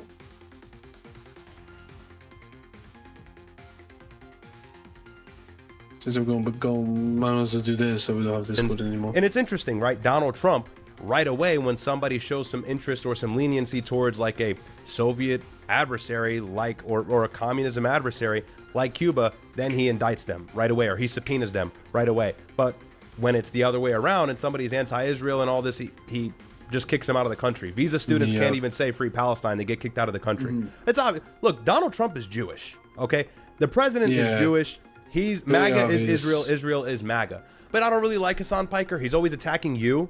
He's always attacking my brother. He's always attacking Nick. And you know, like, to me, I kind of feel like he's sometimes a piece of shit because why not align with these guys even if they have opposing views than you? He calls you guys Nazis and stuff, and that's just so not true, especially you. Regardless, and you've tried to connect the bridge many times, and he just attacks you. So it's like, you know what? He wants to play around with Cuba. Too bad. I won't say I'm jumping up and down like, yay, Hasan's in jail. But at the same time, it's like, that's too bad. You know, that's my position on it. I'm kind of indifferent, but if I'm leaning anyway, let him get indicted. You want to play around with Cuba? Just because you're anti-Israel doesn't mean anything. You don't align with any of the right voices that actually make a mark and make a dent. You know, he wants to play this bleeding heart liberal. Oh, but when he's a fascist, he's a Nazi. All right, well, fuck off then. But I don't know. Maybe you disagree with that. It just seems disingenuous to be an American celebrating government tyranny. It's like, yay, the feds, like celebrating government. Can't ever see myself being like, yay, the Trump administration working with the feds targeted a streamer. It's silly. This is something that I shouldn't align with. Yeah, but it's not. I don't know if it's tyranny. If he's playing around with Cuba, he needs to be arrested. And he also has said weird shit before. So I mean, the facts aren't out. The facts aren't out. And so until the facts are out, innocent until proven guilty, 100%. But if you are, and that's what I'm reading. That's what I'm reading on Fox News. The story is not developed. That's what I'm reading on other alternate news sources as well. But if you're playing around with Cuba, yeah, you can't do that. Well, is he really? Is this guy like a government official? Is he like an agent of Cuba, or is he a guy obsessed with optics and seeming like a good person? Did he establish some charity because the power is completely turned off in Cuba? This is horrible. What it is. But he's so anti-American, and so that's why I get a red flag from him. It'd be one thing if he was like, oh, we need to stop doing this to the Cuban people. We don't need a regime change Cuba.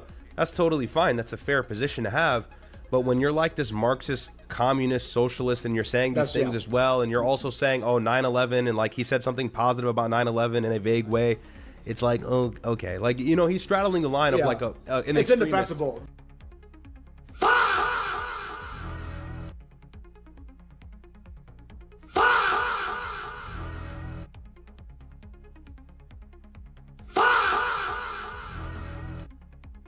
Well, Hasan Piker is a fucking idiot. He's a hard person to defend. The communism and the Marxism is like, there's nothing defensible about that. That's what I'm saying. I'm not jumping up and down because I know the Jewish lobby is really salivating over this headline, so I don't want to align myself too closely with that.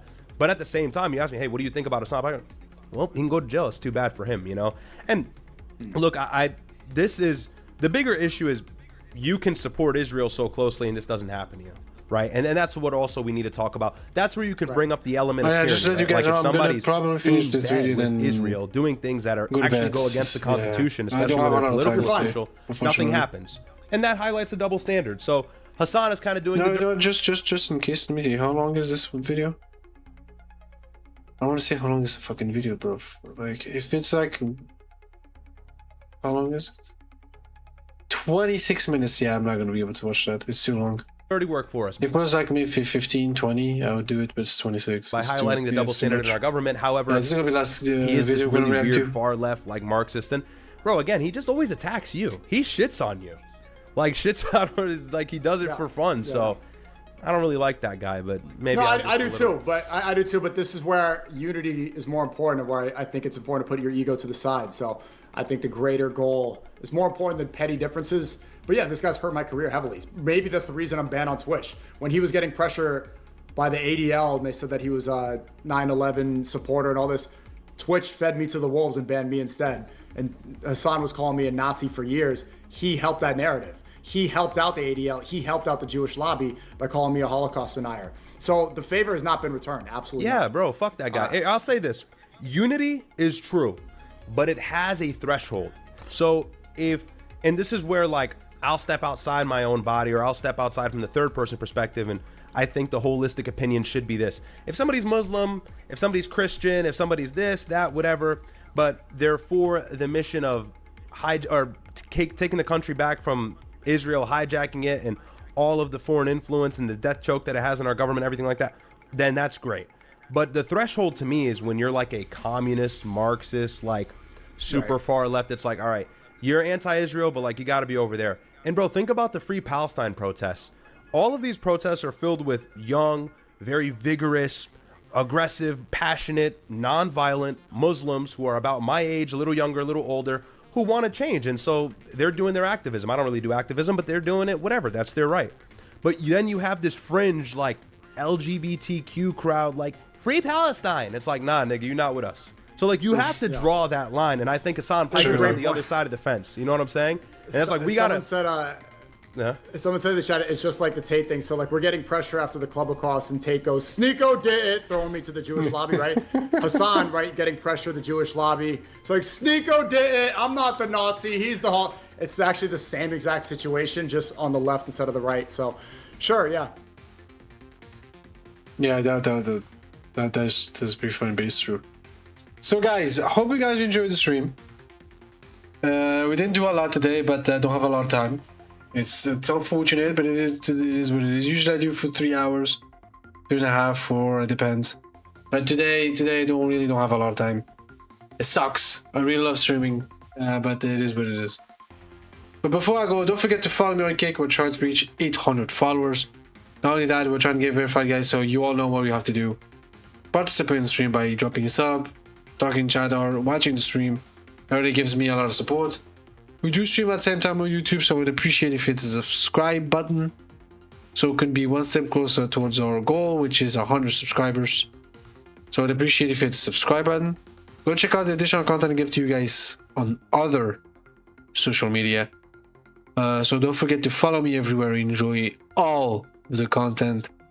And big thank you for your GoTo for affiliation. Hope you guys enjoyed the stream.